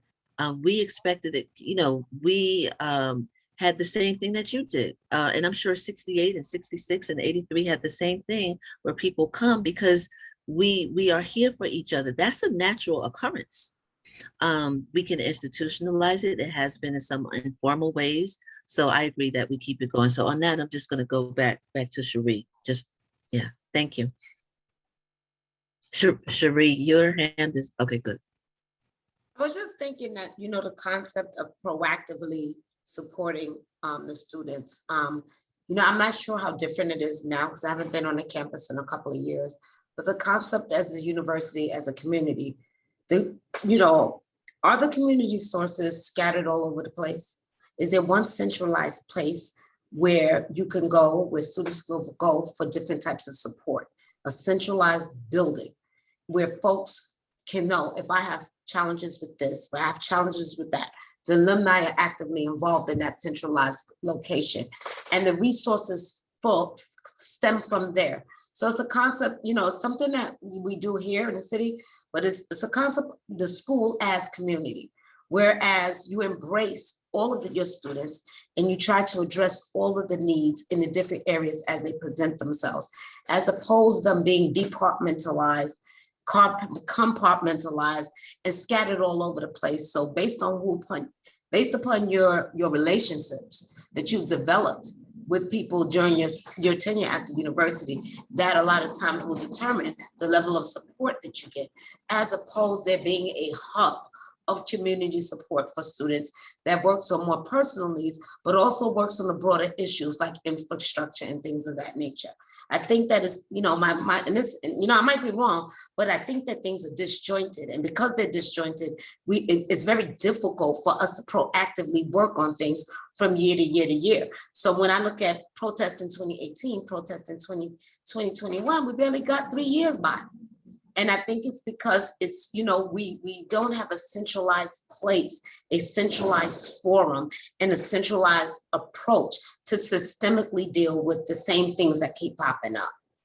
So, I would advocate for, they need to build housing, but I think that we need to push possibly for building a community hub that services this university community, but also can service the broader community as well. April, when you were talking, I just remember the piece of paper that you showed me from 2 or 3 nights before the Monday that you all took over the A building. It was your notes from a phone conversation with Mama Sonia Sanchez. And, some of the names you didn't remember, like Paula Giddings and Tony Giddens and Jackie Trescott, all these people that she just said, those are the people that's going to help you. And you had their names literally written down in their numbers. And it was like this network and who's who of the community who actually were there. And I also want to shout out, people like Ms. McLeod. When you talk about our community, right? This communal Howard. I'm sure there was food insecurity among students, but everybody knew that you can get a meal in Blackburn Center. Ms. McLeod was the director, because she would make sure that students were fed regardless of whether or not you had a meal plan or could pay, right? And there's just those elements. I'm not sure how strong those elements, remain. That sense, that feeling of community among staff, among the people that manage the buildings, that clean up the buildings, right? We knew their names, we knew who they were, and I'm sure that's still there, but it felt like it was a systematic thing. It felt like it was supposed to be, like Ms. McLeod didn't feel like Ms. McLeod was an aberration. It felt like she was supposed to be that and do that. In many ways, that wasn't her job, but it was who she was. And so that certainly is something that you all made me think about. How do you institutionalize? Can you institutionalize Ms. McLeod? I don't know. Or Sonia Sanchez, like you said, or Donald Temple, for that matter. Donald Temple is on he's been advising for, with 89, I think we were his first group. Can I say this for the record? Because this is going to live. We are pushing for student amnesty and faculty amnesty as well. That's important. I just wanted to say that for the record. Yeah. I'm hoping that groups like what we started with the Alumni United will be kind of like a resource moving forward for students who find themselves in these situations. Because as I said earlier, they will find themselves in these situations again. And to April's point, Donald, I'm sure he's out in the internet checking this out. I can't remember anything happened in my time in Howard when when the thing was on the line, that he wasn't around, if not advising, in front of it. And I'm hoping that the work that we've done, getting together many former student leaders and activists and alumni to start this organization, the Howard Alumni United, can moving forward, to Sheri's point, be maybe like a virtual community hub, that we can be a resource and replenish the ranks as more students come out and they join and they become part of what we do, so that we can kind of codify this kind of relationship and ability to not only mentor, but to actually participate. Yeah. Sounds like someone who's inspired by Kwame Ture. You organize it, right? Hey man, listen, when you're at Howard and you go see Kwame speak, and then he comes to Blackburn and you sit at his feet, literally, we would sit around and he would like kick it. Yeah, for real. Organize. Just get better. Let's just connect us to that, build the infrastructure. So it's not relying on, individual generosity, which I think we have in abundance, right? But how do you create structures that practice that generosity, that practice that kind of abundance? I think that's something that we should be thinking about going forward. There is a question in the chat that I do want to raise really quickly. It was one of the first questions from Stephanie Ireland. And Stephanie wants to ask the panel, what are the top 3 actions that this organization wants alumni to take that would be most beneficial in affecting change and moving this protest, the current Blackburn takeover, forward to achieve our objectives? Top 3 actions that alumni can take. Could Erica answer that?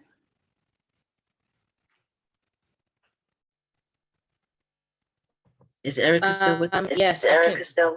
Yes. Yes. Can you hear me? Okay. So top 3 things alumni could do. A lot of what you're doing now just needs to be continued. Reaching out to students, connecting. I've met more alumni in just this past year than I have met my entire time at Howard.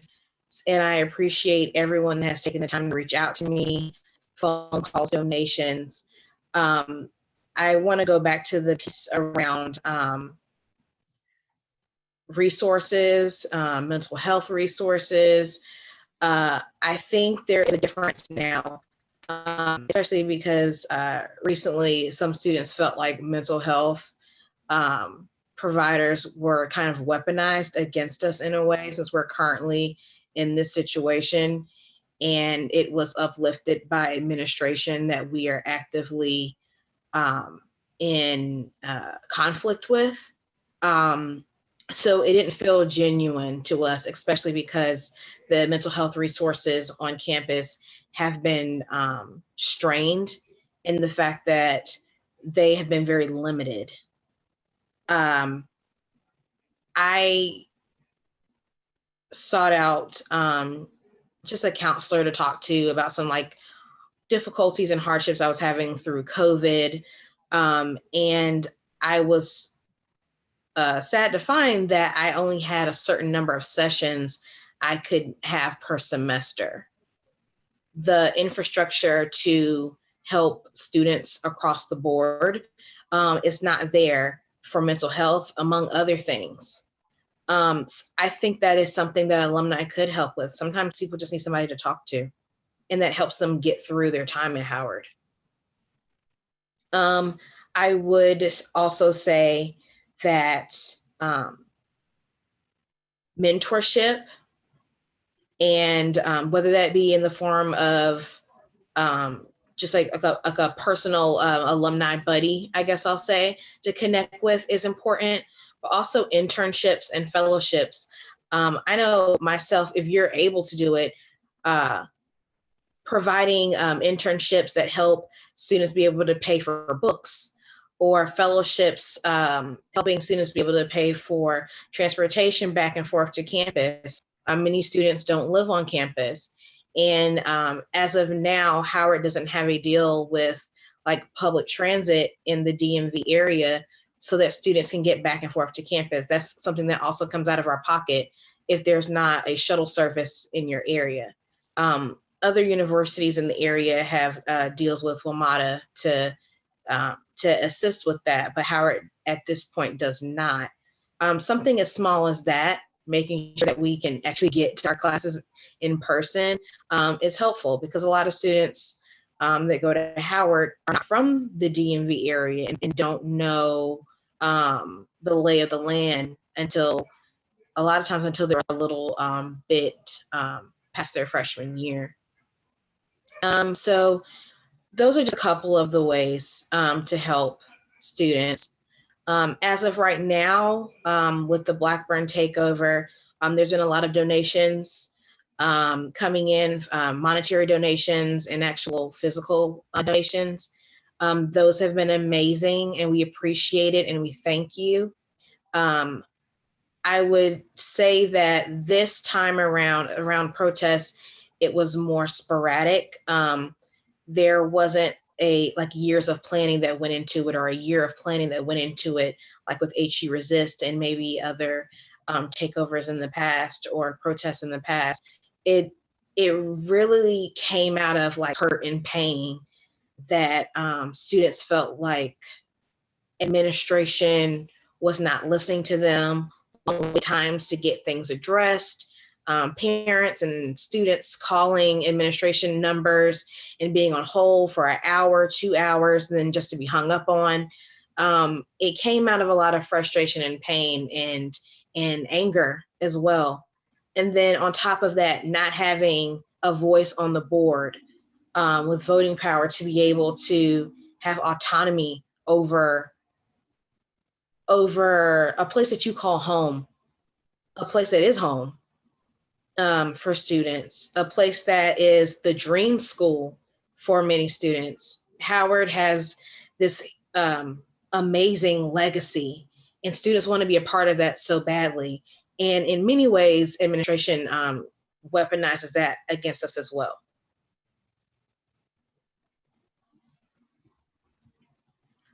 Yes, Kwadwo. So I'll start by saying, of course, I'm speaking as an alum, and I'm also speaking as someone who is very recently a student, graduated in 2020. So it was less than 2 years ago that I was also a student. I believe it was John Henry Clark who taught us that history is a map with which we can see our place in human geography. And it's a clock with which we can tell our social and political time of day. I think that history is very important, and something that I feel like I wanted for, lacked as a student, was connections with my elders and my predecessors beyond an individual level, on an organizational level. I think that, I and HU Resist, I'll say, we had individual connections with some of our elders that were still extremely impactful to our decisions as an organization. And I also imagine the impacts that would be had we had some of those connections with our elders, the people who struggled before us on the level of an organization. So to my fellow alum, I would say, be mindful of making the connections beyond individuals, beyond just individual student organizers, and make the connections to the organizations with which they're active on campus. And to the current students, I would say, like I said, I think history is very important. I think it's very important to make those connections with the people who struggled before you, because it'll help orient you in knowing what strategies you need to employ. One thing I'll say, I noticed that a dialogue with Wayne is something that is wanted for right now. And I understand, because he doesn't want to speak to students. He's scared of students. I'll also say that, a dialogue with Wayne, it's not going to affect change, in my personal opinion. A dialogue is the first thing that HU Resist tried before HU Resist was even called HU Resist. And we found out very quickly, or I should say they found out very quickly, because this is the group of students, before I was personally involved. They found out very quickly that a dialogue was not going to affect the change that we felt that we needed to see on campus. So like I said, I think that these connections between individuals, of course, are important, extremely impactful. And I also want us to make those connections beyond the individual. And I just wanted to say one more thing as a semi-recent graduate in 2018. What was very, very helpful for us while we were in the A building was the coordinated and mass response of alumni against police involvement of our occupation, of our action. That, in my opinion, and I think in the opinion of most of my comrades, is what prevented us from being harmed by police while we were present. One day there was, cop cars lined on the street in front of the administration building. They had 2 K9 unit trucks, a helicopter was circling, and a fire truck all on the street in front of our occupation. And it was a call that was put out from alumni through social media, and it reached the university, and all of those police vehicles disappeared all of a sudden. And so I think it's really important for alumni to understand and utilize the voice that we have in concentrated ways to protect students. If anything else, we can support in protecting students from not being further harmed by Howard police, because I already know that students have already been harmed by campus police that are in the building with them currently. That has been a consistent issue. Luckily we were able to get the campus police out during occupation, but they have refused to leave during today's occupation and have caused harm. And so what does it look like for alumni to really show up and be present in protecting students who are the most vulnerable when it comes to these issues? These are students who are coughing out blood from mold in their dorm buildings. These are the students who don't have clean water, who have long-term issues like health issues because of the conditions that they've been living in. And so I think it is important to continue to fight for our trustee positions and whatnot, but really center the safety, the physical safety of students who are putting their bodies on the line to support what this university should have been doing, decades ago, right? And so how can we as alumni be very loud and active in our support of those students and their safety? Thank you. So there are a few more questions in the chat, but we are joined by Dr. Michael Barnes. And so I want to give him an opportunity to speak. But as he's coming, there is a general call for HAU to once again frame what their strategy is. And the question around strategy has to do with the petition. What's going to happen with the petition? What's the target number for the petition, and how will this be used going forward? And so Michael Barnes, Dr. Michael Barnes, and then we can have that question addressed by members of HAU. Good evening, everybody. Thank you for inviting me. I am the current director of the University Counseling Service. And I guess I can bring you up to date on some things that are going on at the Counseling Service. Since about March 2020, we went virtual. We've been 100% virtual because we had to leave campus. Since that time, we have been able to operate and provide services to students. We've been hampered by jurisdictional constrictions because our licenses are in the District of Columbia. And when students move to Texas or Oklahoma or out of state, we only have limited practice. We are now, campus is now back open. We are still providing virtual services, and that's because we have been able to garner a new space for the University Counseling Service.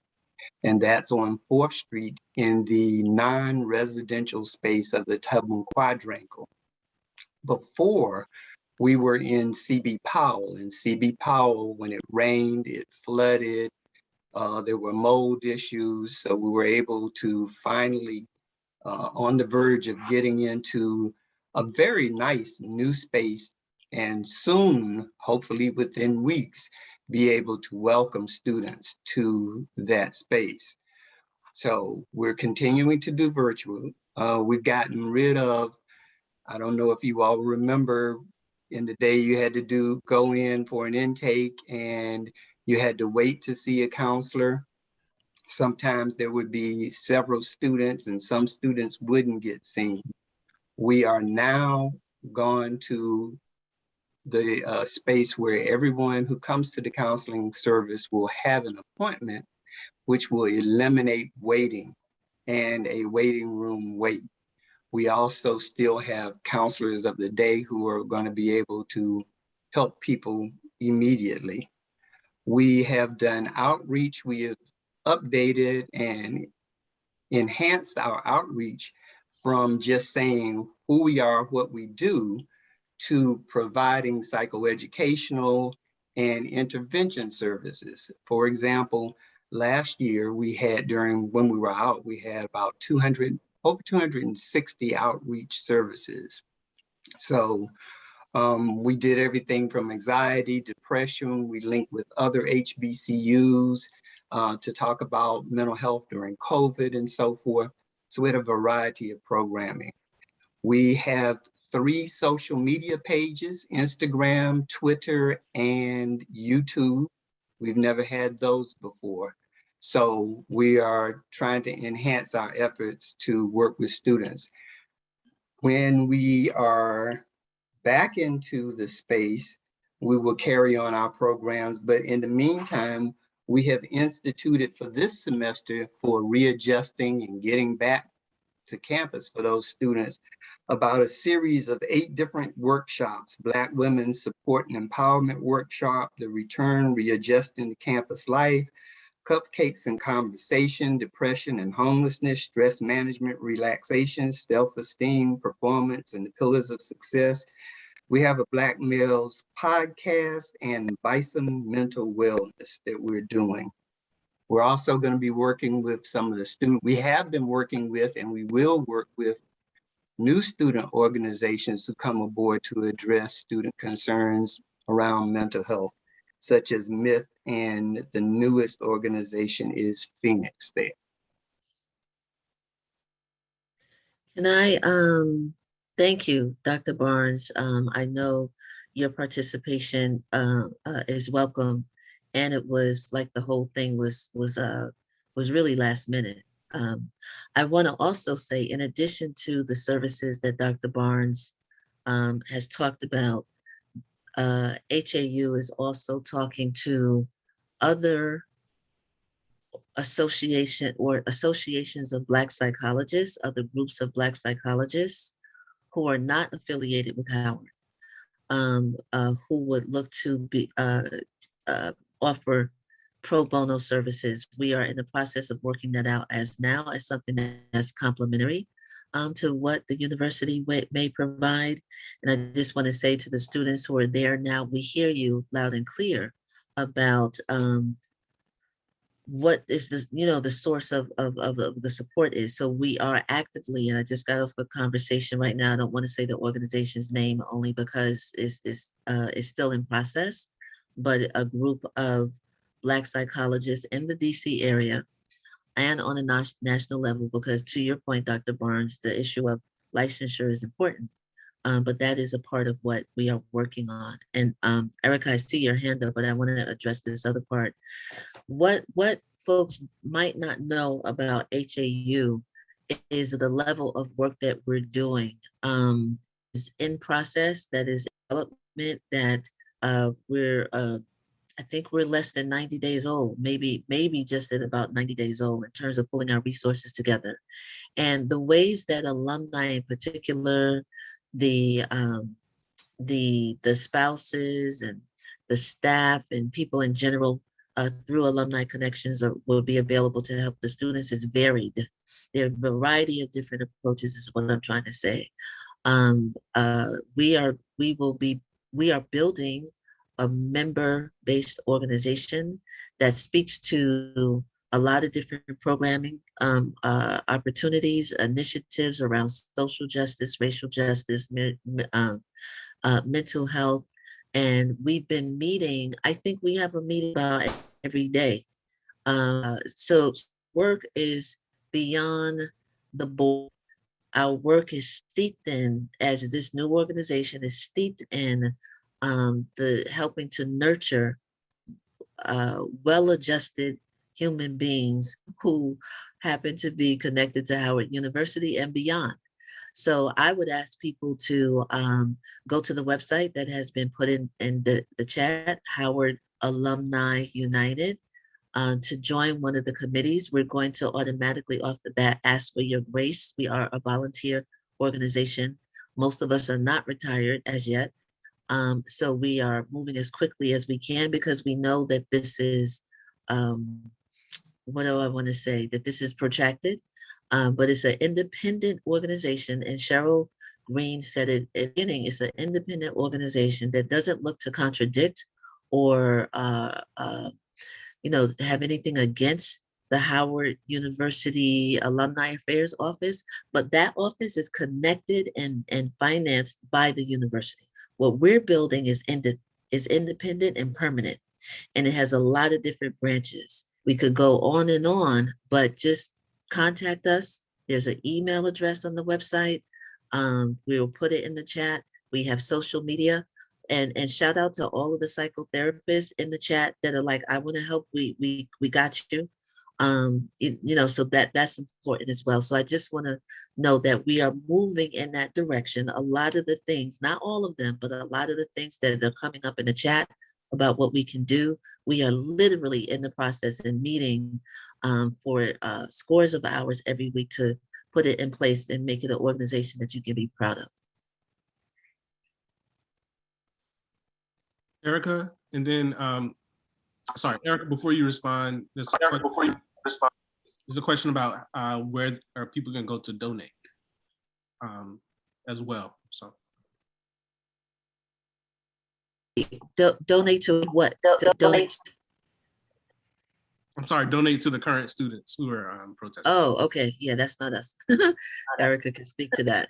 And speak to the broad needs they need beyond funds. Yes. So I am first going to speak to an immediate ask that we have of alumni, and then I'm also going to drop the Cash App that we have been using for supplies, for food, for toiletries, all those types of things. The first thing I wanted to mention is immunity for the current protesters. I know that it has been done in the past and we're asking for the same thing. And we would like for alumni and faculty members to put pressure on the administration to grant immunity for current protesters. The very first night that Black Burn Takeover happened, we were met with police. We were met with threats of arrest and threats of expulsion. There was a fire alarm pulled to get us out of the building. And we quickly realized that it was, off the bat, realized that it was not a real fire warning, but it was a tactic to get us out of the building. And we stood our ground and we stayed put. So we would really, really urge you all to call for immunity for us. We are bringing up issues that students should not have to deal with. We feel as though our demands are very, very simple. Having a town hall with students is something that many college presidents do, university presidents do, and even when elected officials are running for office, they hold town halls. They might not agree with all of the folks that show up to that town hall. There might be arguments, there might be differences of opinion, but there is an understanding that these are the people that you're serving. These are the people that are your constituents. And you have to at least make the time to hear them out. That's part of what we're asking for. And it has been very difficult to even get that, get an agreement just around that piece. So we would really like for you all to urge for immunity for all of us. Thank you.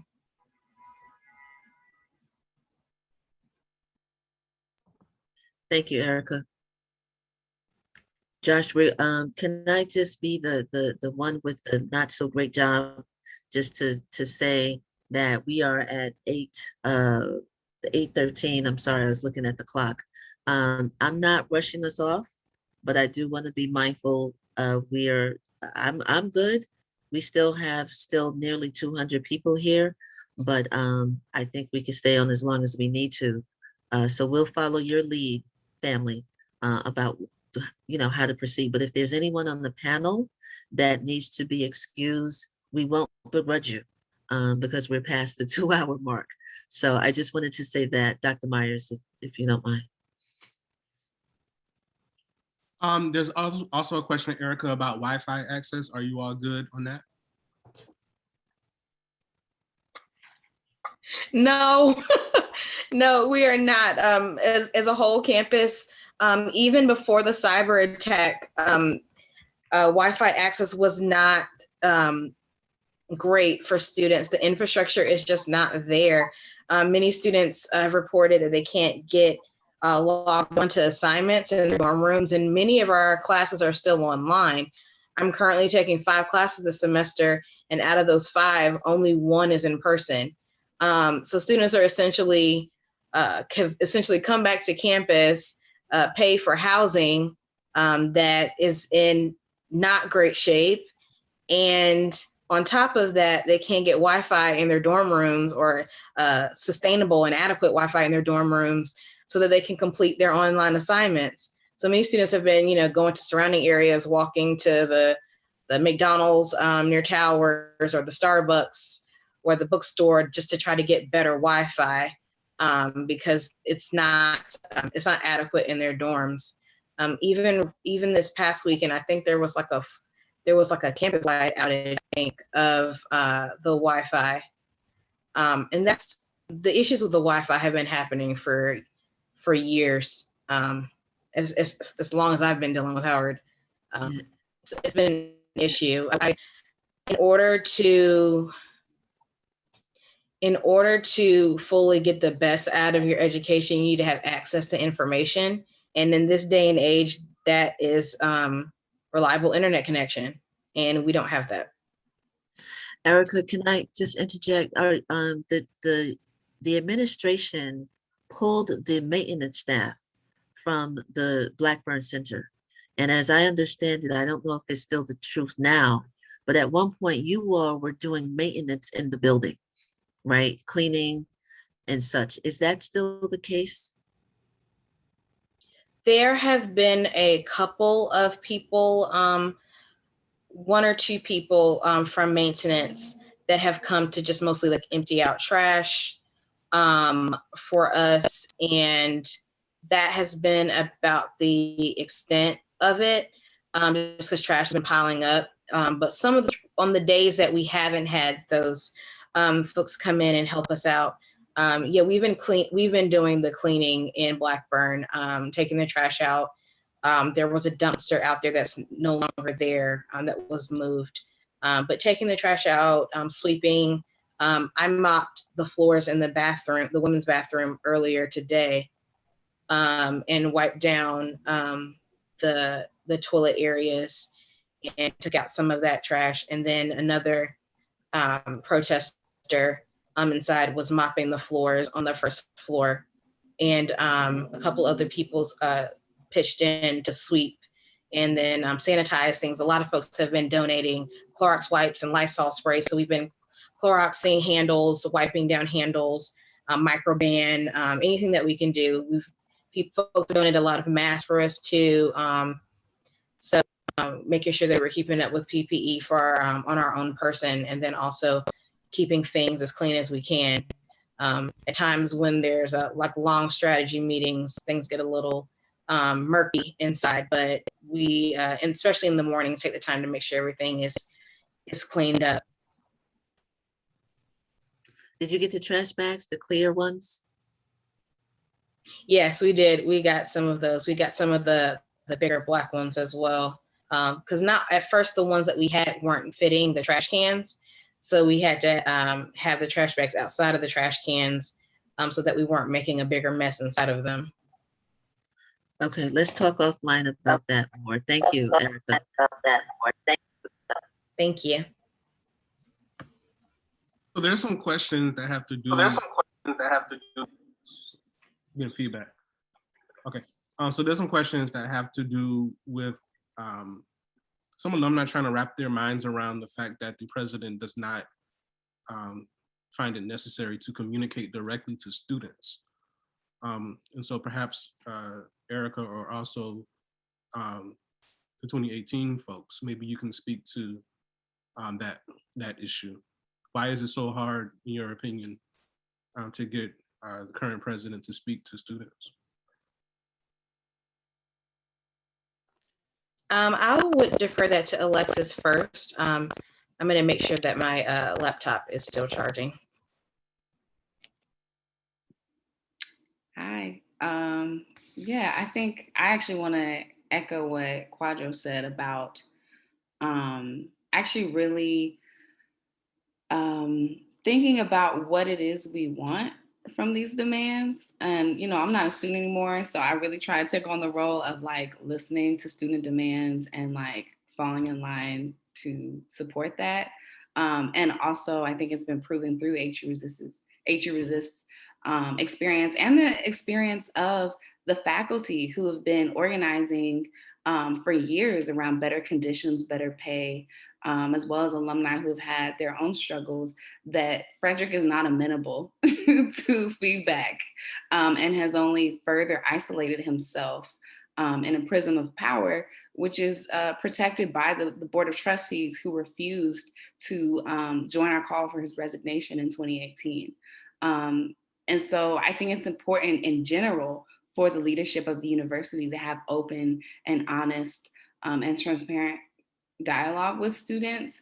But it's clear that Frederick is not at all open to that. And so I think at this point, it's about how to honestly remove him from power and find leadership at Howard that can actually take on the role and the job of president of the university to actually answer to the students, staff, and faculty. And also just want to uplift what Kwadwo said in the chat of the administration's decision to not allow maintenance staff into the building is so dangerous considering the pandemic that we're in right now. And the fact that he's a medical professional just says so much. So, yeah.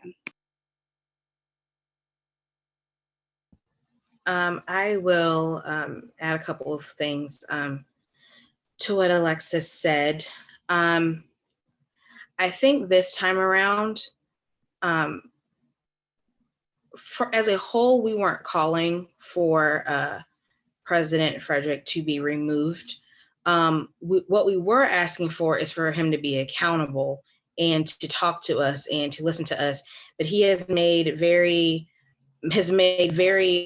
blatant remarks about feeling uncomfortable talking to students.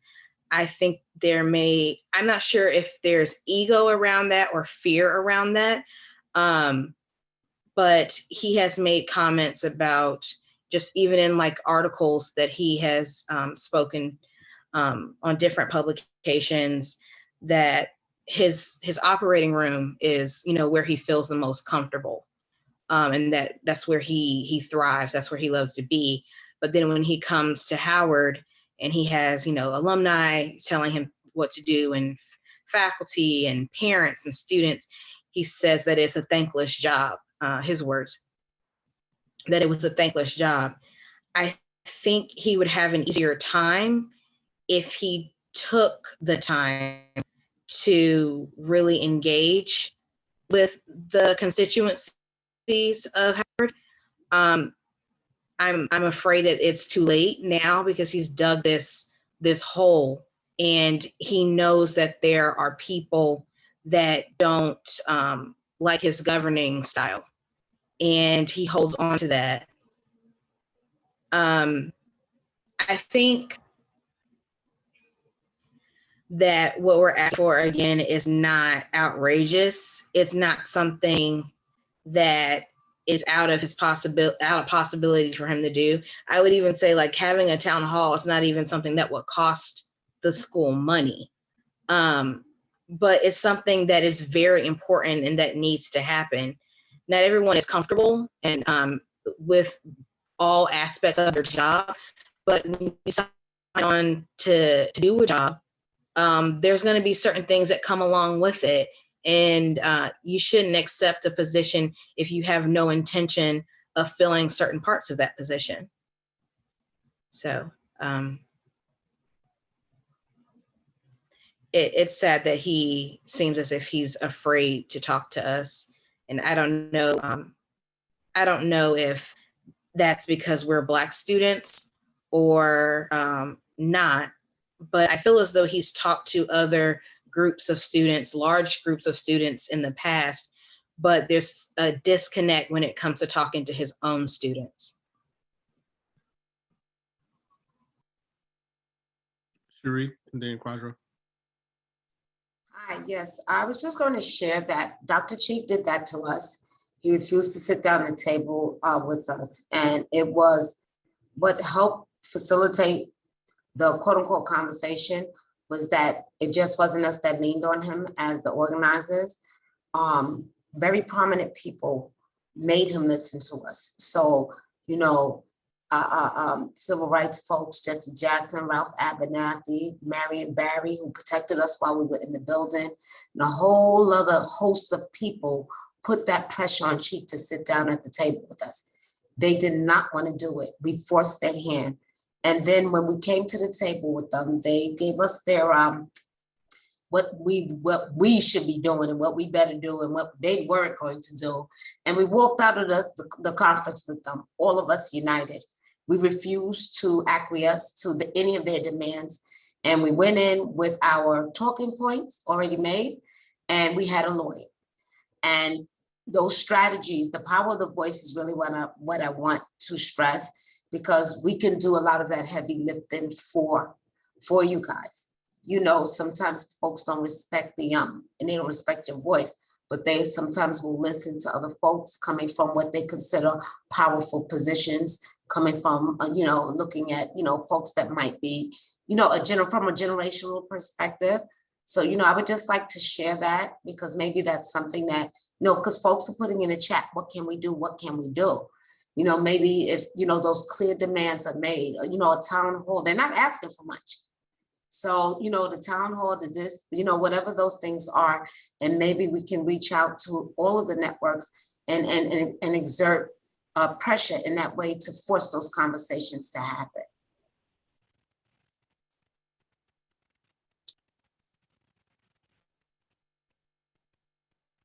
What, Kwadwo? Okay. I think, if people are trying to understand why Wayne doesn't want to speak to students, like I said earlier, I think he's scared. I think he's afraid. I think several times during his tenure as the president, students have showed him exactly what they're willing to do. And that's what students are doing right now.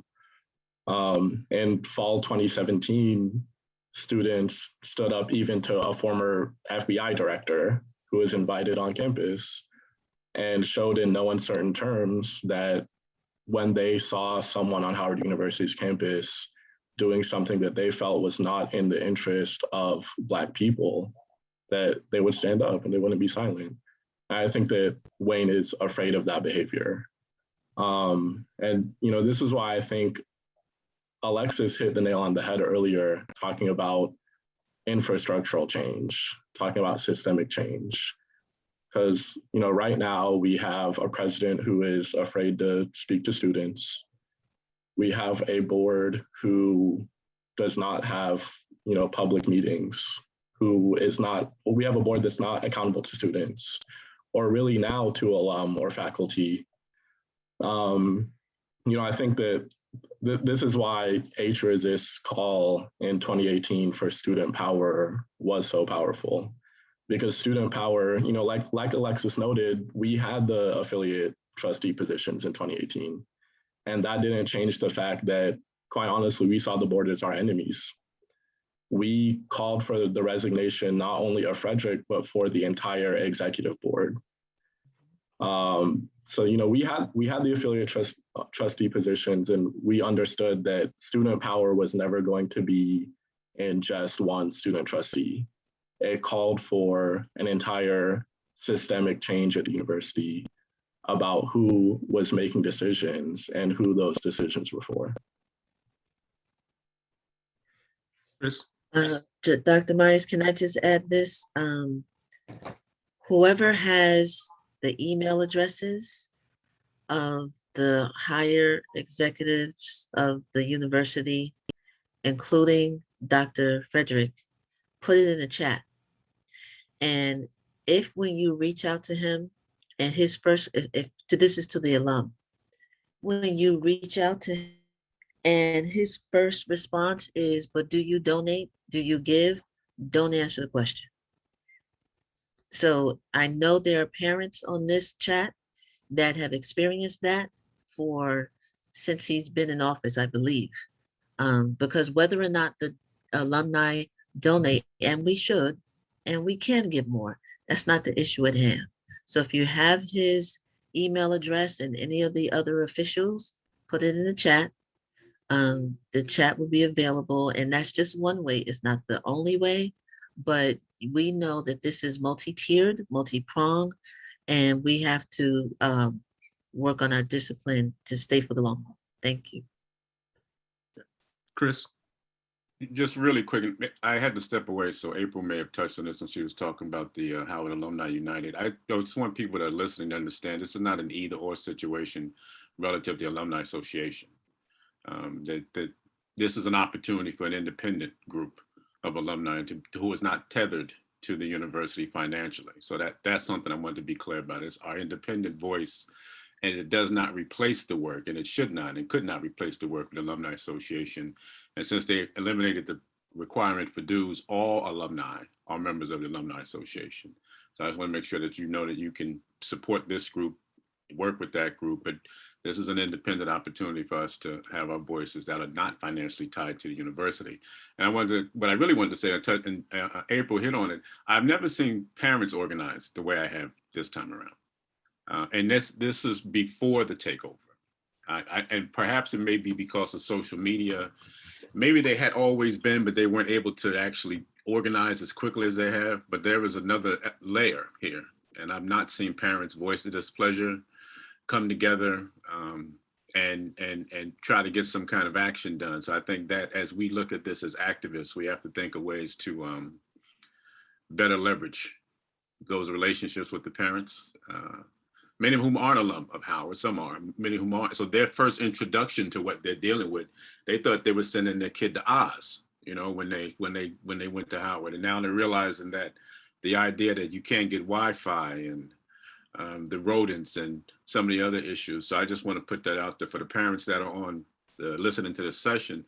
Don't underestimate your power, because your voice is a unique one, and it will find its ways to the upper floors of the A building. So there's another set of questions that have to do with the money that the university has been receiving really over the past several years, but certainly in the wake of what has happened in this country since 2020 up to the present. Seems like every 2 or 3 weeks, there's another announcement of a new donation, a large donation coming in. And the question that many people have, maybe is a question that this panel may not be able to answer directly, but where's the money going? And how can we assure as alumni that the money goes where it's actually needed? Now, that's a complicated question because sometimes those funds are restricted and limited to certain aspects that they were donated for. But in a general sense, I think we can answer how do we see the university's financial needs and the ways in which it's being supported by philanthropic organizations? Is there a convergence, divergence between our goals and the goals of philanthropy? And the administration's embrace of philanthropy, or is there a synergy? Do you all see any possible synergy?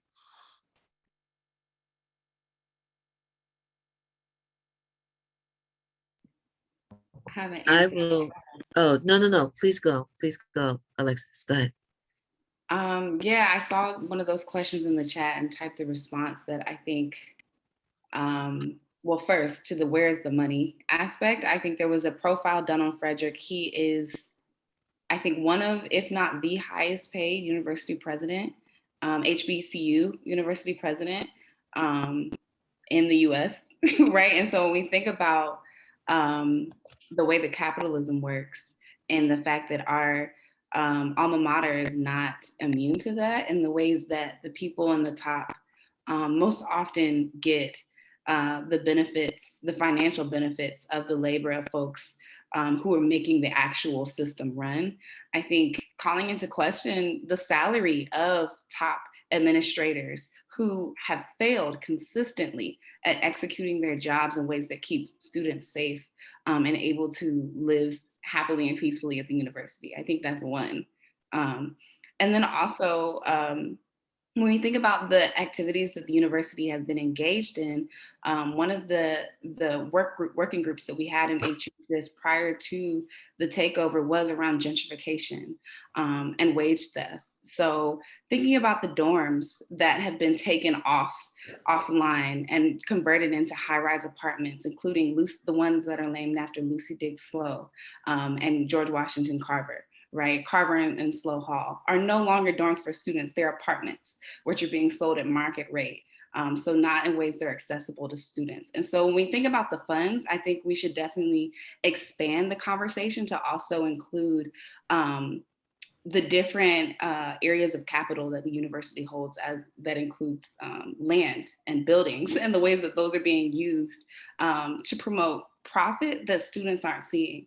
So there's a housing crisis on campus, but we're getting rid of dorms, right? And so I think part of it for alumni is really consistently calling those things into question. In my response, I said, I think it would be great if alumni could organize an action on campus to show physical support for students and physical demands around financial accountability, because while I love the fact that we can connect digitally, the university will never truly feel the pressure unless we're in their face. And students have demonstrated that time and time again. We have demonstrated that as previous students. And so I'm wondering what physical shows of solidarity with students as well as demands for accountability would look like for alumni.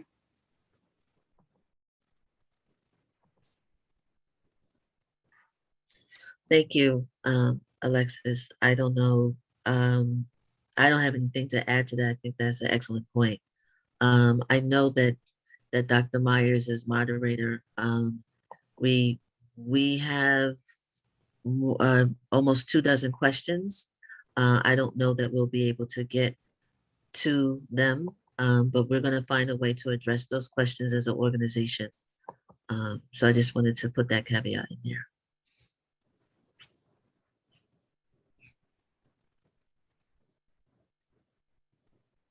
John, so I think just to add to Alexis' response on the finances, I think, you know, the changes that have happened in the last 30, 40 years in higher education makes it necessary for funders to see these institutions as investment opportunities. And it's almost as if, you know, we are like a hedge fund in many ways. And that, as we all know, the managers of hedge funds are well compensated, right? And so Howard is a market force now, and higher educational institutions are market forces now. And I think that's something that we're going to have to think about going forward. It's not, you know, even as we're still getting funding from the federal government, it's not, you know, as it was 50, 60 years ago when half of the appropriation was coming from the federal government. So it's one thing to be, you know, subject to the government. It's another thing to be subject to Wall Street. And Wall Street has its own sort of requirements for being, for institutions receiving funds, right? We know that, you know, there's a requirement that the government says, don't invite these people to campus. But what are the requirements for Wall Street to look at Howard as an investment product that they would fold into their portfolio? I mean, that's a major question. Maybe it's coming from Wall Street that you have to get rid of affiliate trustees. And if that's the case, then we have to actually think about financialization, corporatization as something to be struggled against too.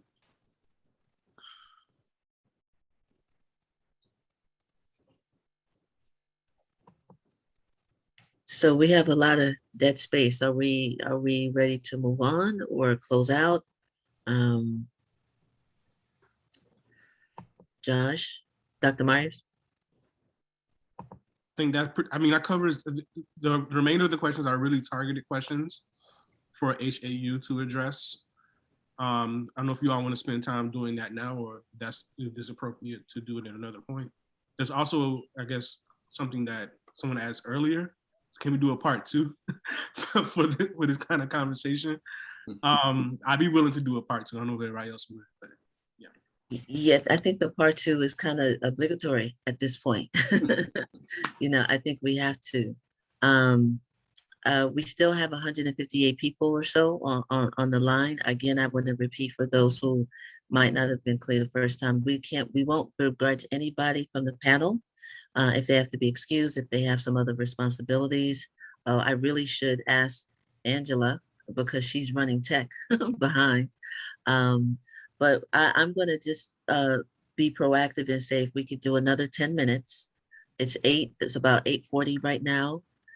So if we could do another 10 minutes, we promise to review and answer as many questions as we can because we see the chat. We can save the chat and we can save your questions. So don't feel unheard. But I just want to be mindful that we are adults with a number of different responsibilities. Angela just said, I'm here as long as you all need me because that's just how we do. So thank you, Angela. But right now, let's just shoot for like another 10 minutes. So Dr. Myers, if you can pull any of the questions that you think are solid from the Q&A. Okay. The other piece I think is really important, and I just got a text message to remind folks about this, is that the housing situation is also exacerbated by the fact that these are third-party vendors that are managing housing on behalf of and in partnership with Howard University. So it's a completely different model that you would have, that even I would have had when it comes to who is interfacing with the students, but also who is financially benefiting from the arrangements that go into these housing contracts. So I think that has a lot to do with that care factor, that love factor, when it's Corvius that you're interfacing with, who's in charge of managing and cleaning up, rather than someone you've actually met and have a relationship with because they are a community member from DC who works at the institution. I mean, that's a completely different relationship. And, we know what we know about, housing companies and development companies, and what we know about corporate entities and their capacity to do the things that we need them to do. I think the deepening relationship that we have with those corporations is a major factor for us to continue to think about. Let's see. There's a question about Carver and Slow. Carver and Slow are actually investment assets, real estate assets now for the university. So they were closed as dorms, but now they are available for apartments if you want to live in DC and the LaDroit Park area. And Howard still, I think, of course, owns them, but they're not available for students. The university is benefiting from it as a real estate asset. Financial reports, there's something that the university puts out there every year. And so you can actually see the annual reports of the university's finances, and that's available online. Maybe this is a question that April and others, other alum can address on the panel. What would it take for us to, in fact, use alumni giving as leverage? That's not how the question was framed in the Q&A, but I think that's the spirit of the question. What if we just took that whole conversation off the table when it comes to, well, you don't give back, and you can't have an opinion? What if we could use alumni giving as actual leverage, and how would that look? if I understand the question, if alumni said, okay, we're going to give and we're going to go from 11%, because what the university says all the time, and I would ask the HUAA members to correct me where I'm wrong, that alumni have no standing because we only give at 11% of the 80,000 alumni. And that is, that's the hill they die on. So we don't matter because we only give 11%. And so to this university today, if we said collectively, well, we're going to increase that and we're going to ratchet it up and we're going to give 60%. I don't know that that's going to move us forward, because an institution that would silence you because you don't put money on the table is not the institution that's going to automatically respect you because you do. We had an example when we had Sonia Sanchez come to a general meeting, Sister Sonia Sanchez, and she told the story of how, I don't remember when, somebody could put it in the chat if you were on that meeting, but she gave $25,000 to the university at some point in the 90s. She's a Howard mom, right? She gave $25,000. She donated it because she received it as a gift. And so she paid it forward to the university. She hasn't heard from them since. We have a number of people who constantly talk about giving money to the university, and don't hear, not a thank you, not a nothing. And the university is getting all of this white guilt money today. And what is it? PNC Bank just gave $16 million for Howard to do something around Black entrepreneurship. And Mackenzie Scott has given millions and millions and millions of dollars. And that's what makes me talk about so much, as many of us, I don't know that it's a lack of money. Dr. Morris told us that we should be patient. The Howard Alumni United met with the board. And Dr. Morris, who's an alum, he graduated from Howard University, and headed up that meeting on behalf of the board, asked us to be patient because we should understand what we don't know what it takes to run a $900 million institution, but that we should be patient and have faith and trust that a board like Howard, don't we know that they care? Don't we get it? Like, don't we understand that you people, he didn't say you people, but that we really don't know what it takes to run an institution like Howard. But every time you turn on, you get a news alert, there's millions of dollars being donated, and the students are still living or are still without a home. So if we go back and say, well, we're going to ratchet it up and we're going to give 60% as alumni, trying to use this idea of leverage, then I think that it would not be distributed properly. I think Howard will find an excuse. That's not I don't know, respectfully, in my initial thoughts, that's going to help us because we would not have addressed the issue. Now, I know what we're looking to do at Howard Alumni United and working with other entities. We have long-term planning about how to raise money independently. And you start talking about money, it's a tricky thing, but money is not, money is I don't know that that's the solve that we need. Does that make sense? I don't know. So let me just pause. That's certainly one of the lessons that you taught us in 1989. You all taught us in 1989, because that was the rationale in many ways. More money coming into the university, but you all raised the question, at what cost, right? At what cost? That's what we said, yeah. So, but the money was always the threat. I remember during our era, it was don't upset the government because of the appropriation we get. So don't do anything that's going to make the university look bad, because when we go before Congress, they'll cut down on their allowance. Don't let that argument, don't ever, if you want to give to the university, give. But you can give by mentoring a young person. You could give by adopting a class and seeing what they need and the major that you majored in at Howard, go back and speak to that class, work with your local alumni club to help navigate some kids in your local area who want to go to Howard. There's lots of ways to contribute to Howard University. And the other thing too is about, they always talk about the raw numbers of give, it is also the rate. So it's not just about how much individuals give, but how many individuals give to Howard, because the argument I often heard from administration is that, well, it's not so much how much we get from the alumni, but how many alumni give back, period. So we can say to the donors, well, X% of our alumni contribute. But my point is the issues we're talking about, getting affiliate seats back, getting greater respect for the students and the voices, those things aren't tied to how much money alumni are given or not given. That's just always the refrain we get when we go to petition for something. They go, well, if you gave more, you'd have more to say, because usually with money, we all, oh, okay. No, damn that, that's not it. So just, you want to give, but that doesn't take away your voice. You have to still agitate.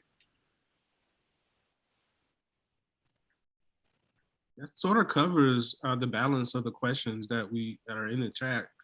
I mean the Q&A. Are there any more in the Q&A that people want to raise? Maybe I have a question too about this language of peer institutions. We hear that a lot, especially when it comes to justifying tuition increases or justifying the level of faculty pay, whatever it is. There's this recourse to, well, this is what our peers are doing. What do you all think about that? Don't get me started. I'm going to defer to someone else. Dean Keene, Josh, can I co-moderate with you for a second and call on Dean Keene? Yes, but you'd have to repeat the question for me, please. I'm sorry. I was having some internet issues. No problem. We know where you are. So the question was about peer institutions as the response when it comes to whether we're talking about tuition increases or whether we're talking about the goals of the university. There's always this comparison that happens. And actually, Sheik pioneered this going back to his era. You want to be compared to these XYZ institutions, and that's our goal. I was just asking if people had any thoughts about that. Well, it's traditional to have benchmarks. And I think that the university has been wise not to limit its benchmarks to other HBCUs because without, sounding grandiose or braggadocio, Howard is in a different category, a different group than most of our HBCUs. And Howard is really very unique in a lot of respects. There's very few universities that own their own hospital, have both a medical, dental school. It's very unique in a lot of different ways. I think it'd be very difficult to make, real true comparisons with other schools, but you got to start somewhere. So I think you're right, Dr. Myers, that I recall the first time I was aware, and that doesn't mean it's the first time, but the first time I was aware of something called peer institutions was during Dr. Cheek's presidency when I was working in student affairs. And that group, I'm sure has shifted over time. I'm not up to date on who's included in that. But I don't think there's any, serious problem with that, but you have to also take into account the peculiarities of each institution, and in this case, Howard's, with the nature of the student body. Howard, a big percentage of our student enrollment are students who qualify for the maximum Pell Grant with zero parent contribution because of the needs test. There's no school among our peers, so-called peer institutions, that is confronted with that. Howard is, I used to use the expression because I used to sit as an administrator at Howard. If 1 week I had 80% of the resources I needed to do the job we were trying to do, I'd have been happy, I'd have been amazed. And so we find ourselves making bricks without straw. And it's difficult. So I think, someone I think earlier used the word grace. I think we have to give some degree of grace to that. But nonetheless, basic things need to be taken care of. There's no doubt about it. Josh, Dr. Myers, let me co-moderate with you for just a moment, because we do have to, I know Sheri Warren got knocked off, and so we're losing our panel a little bit. I think she got knocked off by mistake. So what I'd like to do is, Alexis, is your hand up current, or is that from before? Okay, so if you don't mind, Dr. Myers, I'd like to have Alexis address whatever question or point she wants to make. I would like Erica to close us out in the way that you opened us up. If you could close us out with anything you want us to be particularly mindful of. And then I will close out on behalf of HAU. Is that fine with you, Dr. Myers? Okay, so Alexis, then Erica, and then I'll just close out. Thank you, April and Dr. Myers and Angela, for helping facilitate this space. I just wanted to acknowledge one of the questions around whether current students are tapped in. I know that Eli, who is a comrade of mine and Kwadwo's, said that there was other programming that was happening in the building that prevented students en masse to tune into this event. And I think that we had a really cool conversation that can act kind of as a time capsule, love letter, as April said, and that maybe part two can be more of an interactive event that is more intentionally centering students and having more current students involved. And I'm really excited to see what that could look like, so that we make sure that it's actually reaching current students too, in the spirit of creating intergenerational dialogue and movement and struggle. The answer is yes. We had a very narrow focus on this one, but we will expand the focus, and we'll definitely do it again and give people more lead time, and ensure that, to your point, that we will have of engagement beyond a part two. A part two, and you know what I mean. To your point. So thank you, Alexis. Erica, is she frozen? I think she's frozen. She looks like she's frozen. Yeah. So wow, I really wanted her to. Can we just give a moment? Kwadwo, do you have any closing remarks while we see if Erica signs back on? Well, as far as remarks to close out the whole event, I'm not sure, but I did have thoughts on this idea of peer institutions. I think it's pretty clear, I think someone noted this in the chat too, that when Howard refers to its peer institutions, it's not talking about other HBCUs, it's talking about the elite PWIs who are responsible for training some of the key antagonists, I would say, to Black people worldwide. Dean Keene, I heard what you had to say about that idea of, having grace around this idea of peer institutions. But I want to imagine what it would be like for Howard to consider itself more a part of an HBCU community and building with HBCUs rather than aspiring to some picture of elite white academia.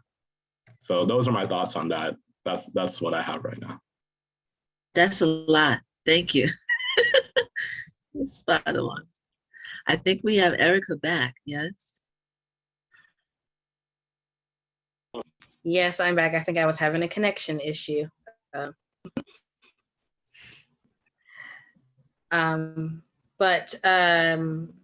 to close us out, I wanted to thank everyone who took the time to jump on this call. Students are dealing with a lot right now. And the way that you all have showed up in a way that we feel has happened from the board and administration means everything. We want to ask you to continue to show up for us. We want to hear from you. We want to connect with alumni. We want to have those strong times with our faculty as well. I think that it may frustrate at times that sometimes there is a lack of connection, communication, and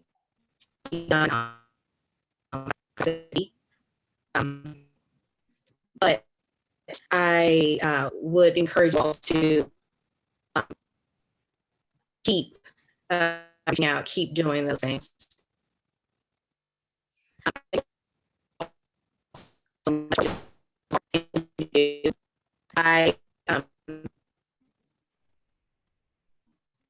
Erica, would like to remind everyone.